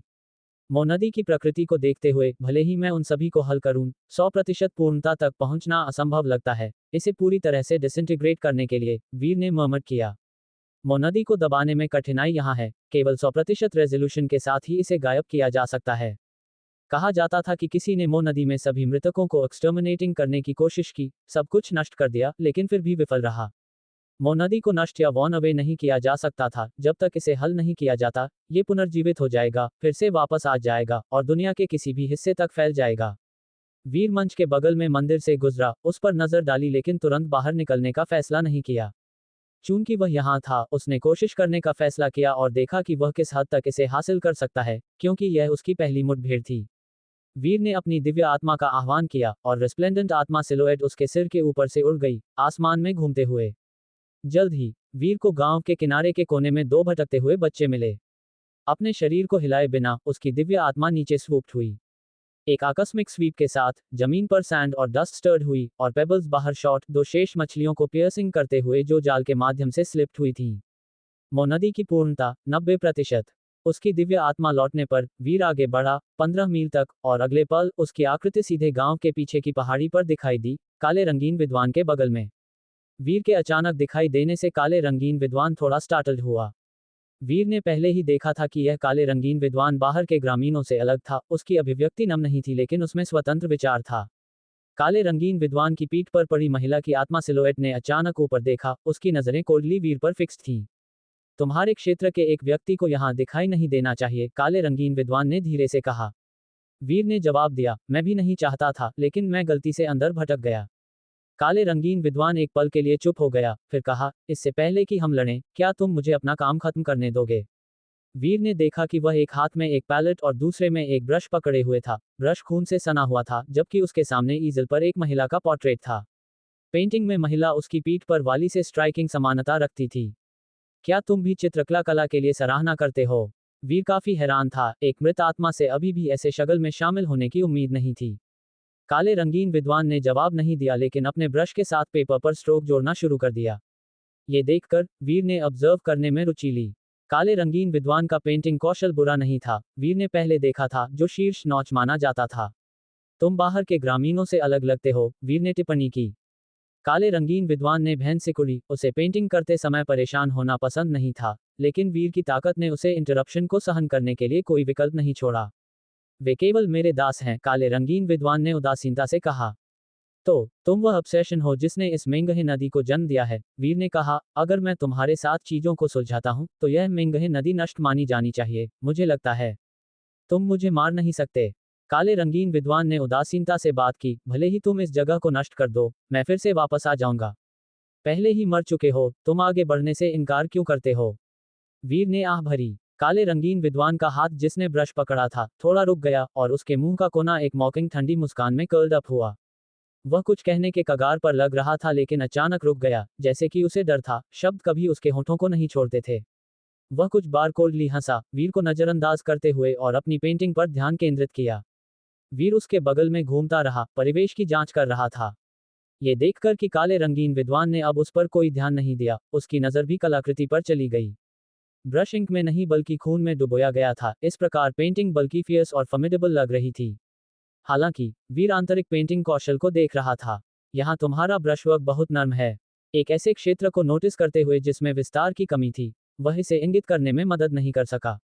यहाँ बहुत कम खून है, तुम्हें और अधिक की आवश्यकता है। इसे एक स्ट्रोक के साथ सैचुरेटेड होने दो, जिससे इसे स्वाभाविक रूप से डिफ्यूज होने की अनुमति मिलती है, वह अधिक लाइफलाइक होगा। ब्रश को पकड़ने वाले काले रंगीन विद्वान का हाथ कुछ स्टिफेंड हुआ और उसने एक गहरी नजर के साथ वीर को देखने के लिए बदल दिया। तुम चित्रकला को समझते हो? थोड़ा, वीर ने विनम्रता से जवाब दिया। काले रंगीन विद्वान ने वीर का आकार बढ़ाया, जो हालांकि केवल आत्मसंवहन क्षेत्र की ताकत रखता था, मेंगहे नदी की विशेष शक्ति के कारण मौजूद था और सैकड़ों वर्षों से कला केसरी अकादमी नामक इस जगह में फंसा हुआ था। सैकड़ों वर्षों में कई युद्ध कलाकारों ने इस जगह में प्रवेश किया था, कुछ मजबूत, कुछ कमजोर। मजबूत लोग इस युवा की तुलना में अधिक दुर्जेय थे, केवल एक जेस्चर के साथ पूरे मेंगहे नदी गांव को नष्ट करने में सक्षम थे। कमजोर लोग बाहर के ग्रामीणों की तरह ही थे, कईयों ने सदियों से अपनी जान गंवा दी है, गांव में जमा हो रहे हैं। कुछ अधिक उत्कृष्ट लोग उस तक पहुंचने में कामयाब रहे, केवल बिना दया के सीधे मारे जाने के लिए। उसने सभी प्रकार के लोगों को देखा था, लेकिन इस युवा जैसा कोई बहुत दुर्लभ था। अपनी कम उम्र के बावजूद मार्शल आर्ट में उसकी महारत भयानक थी और वह कुछ पेरिफेरल रास्तों को भी समझता था। चित्रकला की कला प्रफाउंड और अनफैथमेबल है। आप कितने भी चतुर क्यों न हो, ये कुछ ऐसा नहीं है जिसे आप थोड़े से प्रयास से मास्टर कर सकते हैं, काले रंगीन विद्वान ने कहा, फिर वीर पर और अधिक ध्यान दिए बिना अपनी पेंटिंग पर वापस चला गया। मैं बस मॉडस्ट हो रहा हूं और तुम सचमुच मुझे इसके लिए लेते हो। वीर ने थोड़ा स्क्विंटेड किया, ये सोचते हुए कि क्या इस लड़के ने वास्तव में सोचा था कि उसका पेंटिंग कौशल प्रभावशाली था। कहना कि तुम मार्शल आर्ट में प्रभावशाली हो, मैं इसे जाने देता, लेकिन पेंटिंग में। वास्तव में चित्रकला की कला प्रफाउंड है, लेकिन दुर्भाग्य से तुम सिर्फ एक आउटसाइडर हो। वीर ने अब वापस नहीं रखा और खुलकर बोला। क्या? काले रंगीन विद्वान ने एक भान उठाया और अपनी ठंडी नजर वीर की ओर मोड़ दी। तुम्हारी इस पेंटिंग में कम से कम 16 दोष हैं। ये बहुत रिजिड है, इसमें वास्तव में आत्मा की कमी है। वीर ने अनइक्विवोकली कहा, अब इस साथी प्रैक्टिशनर की भावनाओं को नहीं छोड़ रहा है। तुम क्या बकवास कर रहे हो? काले रंगीन विद्वान ने अपना कंपोजर खो दिया, उसका पैलेट चेहरा एक एंग्री लाल शेड हो गया, जैसा कि उसने वीर पर ग्लेयर किया। यहाँ, यहाँ, यहाँ। वीर ने कागज के विभिन्न हिस्सों की ओर इशारा किया, सभी दोष। तुम उन्हें नहीं देख सकते क्योंकि तुम्हारा कौशल बहुत कम है। काले रंगीन विद्वान ट्रेम्बल्ड, उसके पीछे महिला काले धुंध से लबालब, वीर के साथ एक फरोशियस लड़ाई में क्लैश करने के लिए तैयार थी। वीर स्वाभाविक रूप से अफ्रेड नहीं था, यहाँ तक कि एक एंग्री आत्मसंवहन क्षेत्र अभी भी बस यही था, एक आत्मसंवहन क्षेत्र। क्या तुमने सोचा था कि तुम एक गोल्डन हेड स्पिरिट में बदल सकते हो? मुझे ब्रश दो। एक दूसरा शब्द कहे बिना वीर ने उसके हाथ से ब्रश स्नैच किया, फिर ड्राइंग पेपर के टुकड़े को टर्न ऑफ किया, इसे एक बॉल में क्रम्पल किया और इसे एक तरफ टॉस्ट किया। अपनी पेंस्टेकिंग कलाकृति को इतने डिस्डेनफुली हैंडल्ड होते हुए देखकर काले रंगीन विद्वान अब अपने फ्योरी को वापस नहीं रख सका और एक पियर्सिंग श्रीकिंग छोड़ा। उसका मूल रूप से सीरीन और हैंडसम चेहरा अचानक ट्विस्टेड और फियर्स हो गया, क्योंकि उसके साथ एपर्चर से भयानक खून सीप्ड, बबलिंग फोर्थ। उसका पूरा काला रोब भी उड़ गया, नीचे ब्लड स्टेन्ड गारमेंट को प्रकट करते हुए। ये वास्तव में एक रोब था जो खून में भिगोया गया था, जो कौन जानता है कि कितने साल, और केवल इसलिए कि ब्लड स्टेन सूख गए थे और बस गए थे, ये काला दिखाई दिया। वीर ने उसकी ओर देखा भी नहीं, उसकी दिव्य आत्मा उड़ गई, आसानी से विद्वान के और उसकी आत्मा के सिर पर प्रेस डाउन हुई, दोनों को फर्मली जमीन पर पिनिंग करते हुए, उन्हें अमोबाइल रेंडरिंग करते हुए। ऐसे रेचेड ड्राइंग के साथ अभी भी एंग्री होने का चेहरा है, वीर समझ नहीं सका। जिसे वास्तव में एंग्री होना चाहिए, वह खुद था। उसकी नज़र फोकस्ड हो गई, क्योंकि चित्रकला की कला की ओर उसका दिल सिंसियर था। हाथ में ब्रश के साथ, वीर के आंदोलन तेज थे, ब्रश की नोक पर खून चारों ओर फ्लिंगिंग कर रहा था। लाइन स्वाभाविक रूप से फॉर्मिंग, हल्के और भारी स्ट्रोक में ओवरलैपिंग लेयर्स के साथ, डेप्थ की एक स्पष्ट भावना दे रहा था। जल्द ही, जैसे ही ब्रश की नोक पर खून बाहर निकलने वाला था, वीर ने विद्वान को उठा लिया, अधिक खून पाने के लिए उसके चेहरे पर ब्रश को डैब किया, और फिर अपनी पेंटिंग फिर से शुरू कर दी। बस थोड़ी देर में, एक लाइफ लाइक ब्यूटी, जैसे कि पेंटिंग के भीतर साइडवेज खड़ी हो, डिम्योली नीचे देख रही हो, कागज पर उभरी। यह अभी भी पहले की उस महिला का पोर्ट्रेट था, लेकिन इस बार, ये वास्तव में अलाइव था। स्टबन को दंडित करने का सबसे अच्छा तरीका उनकी प्राउडेस्ट तकनीक के साथ उन्हें हराना है। वीर ने काले रंगीन विद्वान को छोड़ दिया और उदासीनता से कहा, अपने लिए एक नज़र डालो, और अगर तुम अभी भी अंतर नहीं देख सकते हो, तो तुम्हें फिर से एक ब्रश को छूना बेहतर नहीं है। इसके बजाय गांव में कुछ फसलों की खेती करो। काले रंगीन विद्वान लगभग क्रोध से खून थूकता था। उसे फसलों की खेती करने दो। जैसे ही वह फ्यूरियसली आगे बढ़ने वाला था, वह अचानक स्टिफेंड हो गया, उसकी पेरिफेरल विजन ने ड्राइंग पेपर के टुकड़े को पकड़ा, और फिर वह दूर नहीं देख सका। काले रंगीन विद्वान एक अचानक एहसास से मारा गया था, वहां डम्फाउंडर्ड खड़ा था। उसकी आंखें पेंटिंग में महिला पर फिक्स्ड थी, उसका शरीर जो पाउंस करने के लिए तैयार था, थोड़ा कांपना शुरू हो गया। अचानक, उसकी आंखों से खूनी आंसुओं की 2 लाइंस बह निकलीं। क्या वह तुम हो? क्या ये सचमुच तुम हो? काले रंगीन विद्वान हरीड और ईगरली पेंटिंग के पास पहुंचा, जैसा कि वह गया, स्टम्बलिंग हुआ। उसने अपना हाथ बढ़ाया, कागज पर महिला को छूना चाहता था, लेकिन जैसे ही उसकी उंगलियां संपर्क बनाने वाली थीं, वह पैनिक्ड हुआ और वापस ले लिया, उसे डर था कि वह महिला के चेहरे को टार्निशिंग करेगा। उसके कंधे हल्के से हिलने लगे, और खून के आंसू अनस्टॉपेबली बह गए। उसकी पीठ पर महिला आत्मा भी पेंटिंग पर डमली घूर रही थी, उसकी काली और भयंकर आंखें धीरे धीरे विचार का एक संकेत प्रकट कर रही थीं। ये तुम्हारी तुलना में कैसा है? एक मिसमैच्ड आवाज ने काले रंगीन विद्वान के इमोशन के माध्यम से तोड़ दिया। वह रुका, खुद को वापस आया, और वीर को देखने के लिए बदल गया। युवा पुरुष के थोड़े प्राउड डिमीनर को देखकर इस बार वह एंग्री नहीं हुआ, लेकिन अचानक, एक थर्ड के साथ, वह वीर के सामने दोनों घुटनों पर नेल डाउन हो गया। धन्यवाद। काले रंगीन विद्वान ने अपना सिर झुकाया, उसकी आंखें कृतज्ञता से भरी थीं, मुझे यू को फिर से देखने की अनुमति देने के लिए धन्यवाद। तो पेंटिंग में महिला का नाम यू है। वीर ने एक भान उठाया, लेकिन ज्यादा परवाह नहीं की। दूसरी पार्टी को कंसीड करते हुए देखकर उसने तुरंत उसे उठाने में मदद की। ये चित्रकला की कला, ये प्रोफाउंड और अनप्रेडिक्टेबल है। न केवल आपको इसे दिल से लेना चाहिए, बल्कि आपके पास आत्मा भी होनी चाहिए। जैसा कि वीर समझा रहा था, काले रंगीन विद्वान ने अपना सिर घुमाया, ड्राइंग पेपर पर महिला को बसॉटेडली घूरते हुए। उसके कान में शोर स्वचालित रूप से उसके द्वारा अवरुद्ध कर दिया गया था। एक लंबा समय बीत गया, एक लंबा समय। वीर बात करने से पास्ट हुआ। जब उसने अपने सामने वाले व्यक्ति को डेड्रीमिंग देखा तो इंडिग्नेंट हो गया, क्या तुम मेरी बात सुन रहे हो? काले रंगीन विद्वान खुद को वापस आया, वीर पर मुस्कुराया, और उसका काला रोब रंग में बदलना शुरू हो गया, धीरे धीरे काले से ब्लड रेड में फेडिंग, फिर हल्के लाल में, और अंत में एक सफेद विद्वान के रोब में ट्रांसफॉर्म्ड हुआ। उस पोशाक को देखकर वह जीवन में एक विद्वान रहा लगता था। मेरी इच्छा पूरी हो गई है, धन्यवाद बेनेफैक्टर। विद्वान अब काले रंग में नहीं, अपने चेहरे पर रिलीफ और रिलीज की एक मुस्कान पहनता था। उसके पीछे महिला आत्मा जो उसकी पीठ पर थी, उसने भी पेंटिंग में महिला की तरह एक रूप प्रकट करने के लिए काले धुंध को डिस्पेल किया। शून्य में उसने वीर को ग्रेसफुली झुकाया, उसकी आंखों ने कृतज्ञता दिखाई। फिर दोनों की आकृतियां धीरे धीरे फीकी पड़ने लगीं। विद्वान की आकृति फेंट हो गई, अपने होठों पर एक मुस्कान के साथ खुद से मर्मरिंग करते हुए। वीर स्टंट था, क्या हो रहा है? तभी उसकी हथेली गर्म हो गई और सोने का कागज सामने आया। सोने के कागज पर लेटरिंग सतह के माध्यम से चिजल करने के लिए लग रहा था। प्रगति 100%। फैंगशान मेंगहे नदी पास पूरा हो गया। इनाम 100 मेरिट अंक। आप मेरिट सूची में प्रवेश कर चुके हैं। मेंगहे नदी जल्द ही गायब हो जाएगी, कृपया जल्दी से छोड़ दें। जमीन धीरे धीरे कांपने लगी। वीर हक्का बक्का रह गया। उसने चारों ओर देखा और पाया कि दूर दूर तक फैले हुए टूटे हुए पहाड़ और लाल आसमान धीरे धीरे मिट रहे थे। क्या वह सफल हो गया था? क्या मो नदी का युद्ध क्षेत्र गायब होने वाला था?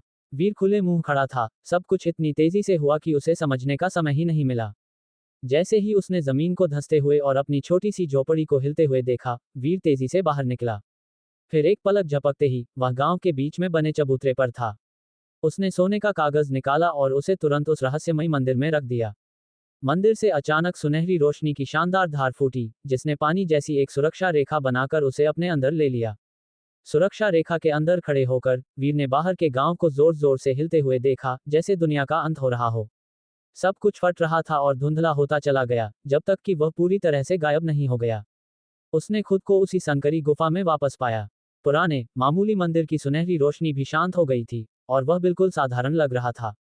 उसमें दो जंग लगी, आधी मुस्कुराती हुई मूर्तियां थीं।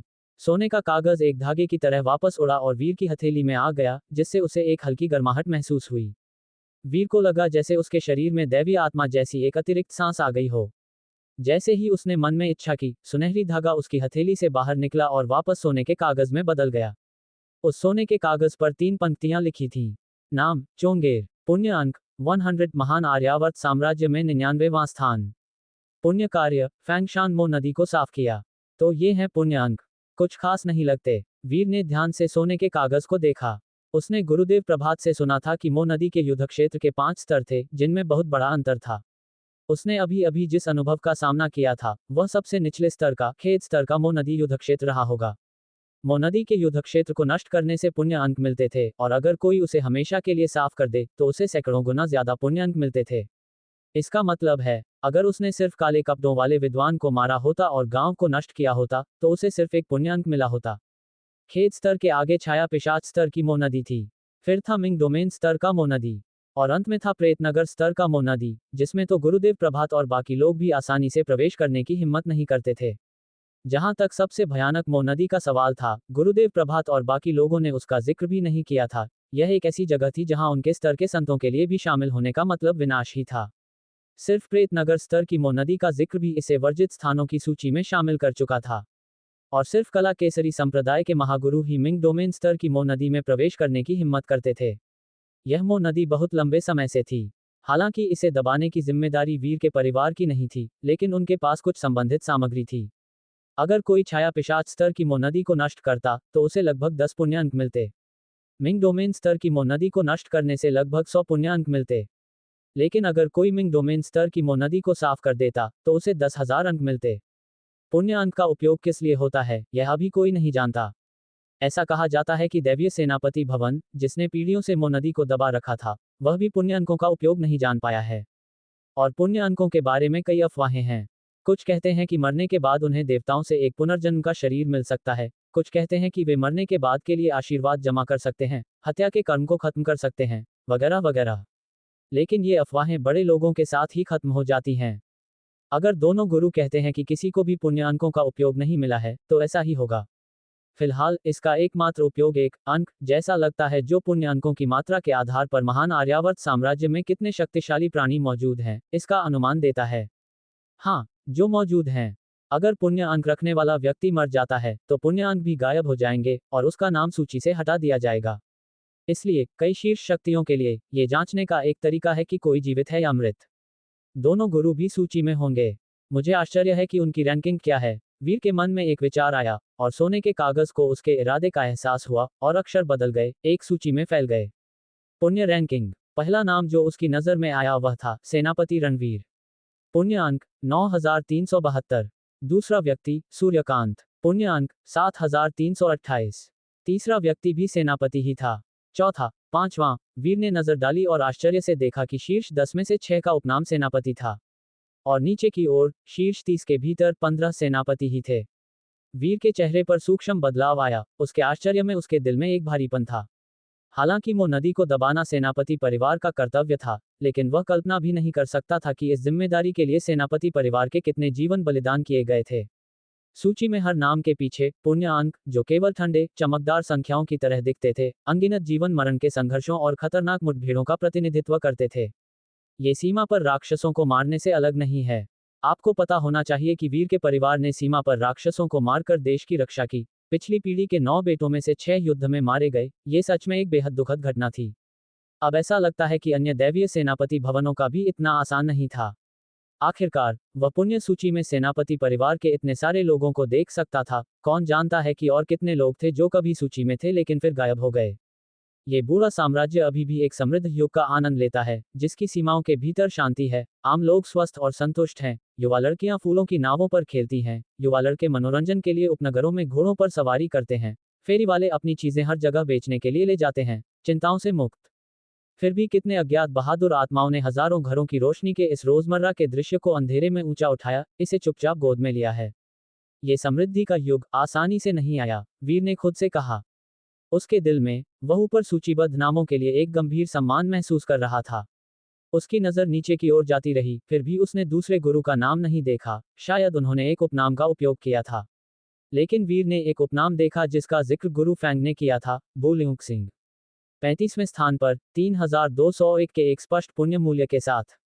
वीर रुक गया, लगभग निश्चित था कि जिसने भी इतना उच्च पुण्य मूल्य अर्जित किया है और जिसे इस नाम से पुकारा जाता है, वह चोर संत ही होगा। गुरु फैंग एक एकांत जीवन जीते हैं और फिर भी उनका पुण्य मूल्य इतना ज्यादा है। वीर की आंखें गंभीर हो गईं। दूसरे गुरु के अलावा गुरु फैंग के कुछ ही दोस्त थे, जिसका मतलब है उनका पुण्य मूल्य ज्यादातर उनके खुद के युद्धों के माध्यम से अर्जित किया गया था। अकेले मो नदी को दबाना। हालांकि गुरु फैंग की प्रतिष्ठा खराब है, वह चोर संत हैं जिनसे दुनिया की शक्तियां घृणा करती हैं। हजारों उंगलियों का निशाना, फिर वह ऐसे काम करने के लिए जोखिम क्यों उठाएंगे? शायद इसका कोई जवाब है, शायद किसी जवाब की जरूरत नहीं है। वीर चुप हो गया। अचानक उसे लगा कि जो मछुआरे गुरु उसके साथ मजाक करते थे और हंसते थे, वह सिर्फ बातचीत में परिचित थे, लेकिन उन्हें वास्तव में नहीं समझा गया था। थोड़ी देर बाद वह सूची में और नीचे देखने लगा। जल्द ही उसने एक और परिचित नाम देखा, तलवार साधु ज्ञानदेव। अविश्वसनीय रूप से सेनापति परिवार की तरह उन्होंने भी अपने असली नाम का उपयोग किया। आपको पता होना चाहिए कि सेनापति परिवार के अलावा ऊपर के अधिकांश नाम उपनाम हैं। उदाहरण के लिए चोर संत का बू ल्यूक सिंह, जिसका उपनाम बू है। तलवार साधु। वीर की आंखें थोड़ी सनकरी हो गईं जब उसने उनकी रैंकिंग देखी, 76वीं, 738 के पुण्य मूल्य के साथ। इसका मतलब है कि उन्होंने कम से कम 7 मिंग डोमेन स्तर की मो नदियों को नष्ट कर दिया है या 7 खेत स्तर की मो नदियों को साफ कर दिया है। वीर ने पहले ही महसूस कर लिया था कि पुण्य सूची किसी की शक्ति की पूरी सीमा का प्रतिनिधित्व नहीं करती है। उदाहरण के लिए चोर संत और तलवार साधु दोनों 4 स्तंभों के क्षेत्र से हैं, लेकिन उनके पुण्य मूल्यों में 4 से 5 गुना का अंतर है। ऐसे कई अन्य गुरु भी हैं जिन्होंने शायद मो नदी को दबाने में भाग नहीं लिया। आखिरकार राजवंश से मिलने वाले पुरस्कारों के अलावा मो नदी से निपटने से कोई अन्य लाभ नहीं मिलता है। कोई नहीं जानता कि इन आध्यात्मिक पुण्य मूल्यों का क्या उपयोग है। दुनिया हित पर चलती है, कोई भी लाभ के बिना जल्दी नहीं उठता। ये भी एक कारण है कि मो नदी प्राधिकरण में जनशक्ति की गंभीर कमी है, जिससे एक तनावपूर्ण स्थिति पैदा हो गई है। साथ ही यही कारण है कि वह केवल एक खेत स्तर की मो नदी को साफ करके महान आर्यावर्त साम्राज्य के शीर्ष 100 में स्थान पा सका। वीर ने चुपचाप आह भरी, सोने का कागज रख दिया। अचानक उसे अपनी इंद्रियों में थोड़ी हलचल महसूस हुई, किसी के आने का एहसास हुआ। वीर को तुरंत समझ में आ गया कि क्या हो रहा है। सामने वाले दिव्य मंदिर को फिर से देखकर वह धीरे धीरे जमीन में धंस रहा था, जैसे कि वह गायब होने वाला हो। यह मंदिर फैंगशान मो नदी से जुड़ा था। अब जब मो नदी गायब हो गई थी, तो यह स्वाभाविक था कि मंदिर भी गायब हो जाएगा। 1 मिनट रुको। वीर अचानक चौकन्ना हो गया, ये सोचकर कि अगर इस मो नदी से निपटना इतना आसान था, तो क्या ये वही हो सकती थी जो 1 साल बाद नए शिष्यों के परीक्षण के लिए थी? अगर यह अब गायब हो जाती है, वे 1 साल बाद क्या परीक्षण करेंगे? अरे भाई, क्या यह उम्मीदवारों के लिए परीक्षा के कागजों को पहले से फाड़ने के बराबर नहीं है? वीर अवाक था। वह केवल उस विद्वान को यह सिखाना चाहता था कि चित्र कैसे बनाएं, लेकिन उसका इरादा कभी भी बाधा को साफ करने का नहीं था। भागने का समय आ गया है। वीर तेजी से चला, एक पल में ही वहां से गायब हो गया। जैसे ही वीर हड़बड़ी में भागा, दुनिया के विभिन्न हिस्सों में कई लोग परेशान हो गए। दक्षिण, 9 चोटियों की पर्वत श्रृंखला, तलवार कुटिया। ये पर्वत श्रृंखला दुनिया भर में प्रसिद्ध है और कई तलवारबाजों का जीवन भर का सपना चोटी पर चढ़ना और 10,000 जुन पर्वत की चोटी को देखना है। हालांकि उस काल्पनिक पवित्र स्थान का स्वरूप बहुत सरल है। घास से ढकी पर्वत चोटी पर एक साधारण झोपड़ी में तलवार साधु ज्ञानदेव चुपचाप अंदर बैठे थे। झोपड़ी का सामान भी बहुत ही साधारण था, एक मेज और किताबों के कुछ ढेर। मेज बेहद खुरदरी थी, जैसे किसी पेड़ के ठूंठ से कुछ वार करके काट ली गई हो। इसका एकमात्र फायदा इसकी समता थी, बेहद समतल। इस समय मेज पर एक धूपदानी से अगरबत्ती का धुआं उठ रहा था, क्योंकि ज्ञानदेव, जिनके पास 80 साल के व्यक्ति का स्वरूप था, सफेद बालों और दाढ़ी के साथ फिर भी एक बच्चे जैसी गुलाबी और जवानी वाली त्वचा थी, शांत होकर अपनी आंखें बंद करके बैठे थे। उनके हाथ में उन्होंने तलवार तकनीकों का एक स्क्रॉल पकड़ा हुआ था और उसके किनारे पर नाम था, तलवारबाजी की मूल बातें की विस्तृत व्याख्या। उनका दूसरा हाथ उनके घुटने पर हल्के से थपथपा रहा था, जैसे वह चुपचाप कुछ पढ़ रहे हों, गहरी सोच में डूबे हुए। गुरुदेव! अचानक झोपड़ी के बाहर से एक पुकार आई। ज्ञानदेव ने अपनी आंखें खोली और एक सफेद वस्त्र पहने एक नौजवान को तलवार कुटिया में कूदते हुए देखा। उसकी हथेली में सोने की एक झलक एक तैरते हुए सोने के कागज में बदल गई। गुरुदेव, पुण्य सूची में एक नया महागुरु है। उसने सोने के कागज पर आखिरी नाम की ओर इशारा किया। चोंगेर, कितना अजीब नाम है। मुझे आश्चर्य है कि वह किस संप्रदाय का महागुरु है, जिसने वास्तव में एक मिंग डोमेन स्तर की मो नदी को नष्ट कर दिया है। यह उपनाम मो नदी प्राधिकरण से किसी का नहीं लगता। ज्ञानदेव का भाव अपरिवर्तित रहा। उन्होंने ठंडे लहजे में पूछा, उसका तुमसे क्या लेना देना है? बस उत्सुकता। नौजवान अपने गुरु के स्वभाव को जानता था और खुशी से बोला, वे पुराने महागुरु या तो अपने संप्रदायों के प्रमुख होते हैं, जो आसानी से खतरे में नहीं पड़ते, या वे चुपचाप साधना करते हैं, अपनी जान बढ़ाने के लिए 3 अमर लोगों के लिए प्रयास करते हैं। वे ऐसे कृतघ्न कार्य नहीं करेंगे। यह कोई नया पदोन्नत महागुरु होना चाहिए। मैं जाकर उससे कुछ अभ्यास करना चाहता हूँ। तुम फिर से पहाड़ से नीचे जाना चाहते हो? ज्ञानदेव का चेहरा भावहीन था, क्योंकि वह सीधे मुद्दे पर आए थे। तलवारबाजी का अभ्यास करने के लिए तुम्हें एकांत सहना होगा। दुनिया में करोड़ों तलवारबाज हैं। तुम अपने हाथ में 3 फुट की तलवार लेकर उनसे 1000 गुना ज्यादा प्रयास किए बिना उनके बीच गर्व से खड़े होने की उम्मीद कैसे कर सकते हो? अगर तुम अपनी तलवार पर और ज्यादा ध्यान केंद्रित कर सकते, तो तुम पहले ही अमरता में कदम रख चुके होते। तुम कहने की हिम्मत करते हो और मैं सुनने की भी हिम्मत नहीं करता। नौजवान ने खुद से बड़बड़ाया, क्योंकि अमरता के लिए प्रयास करने का विचार डराने वाला लग रहा था।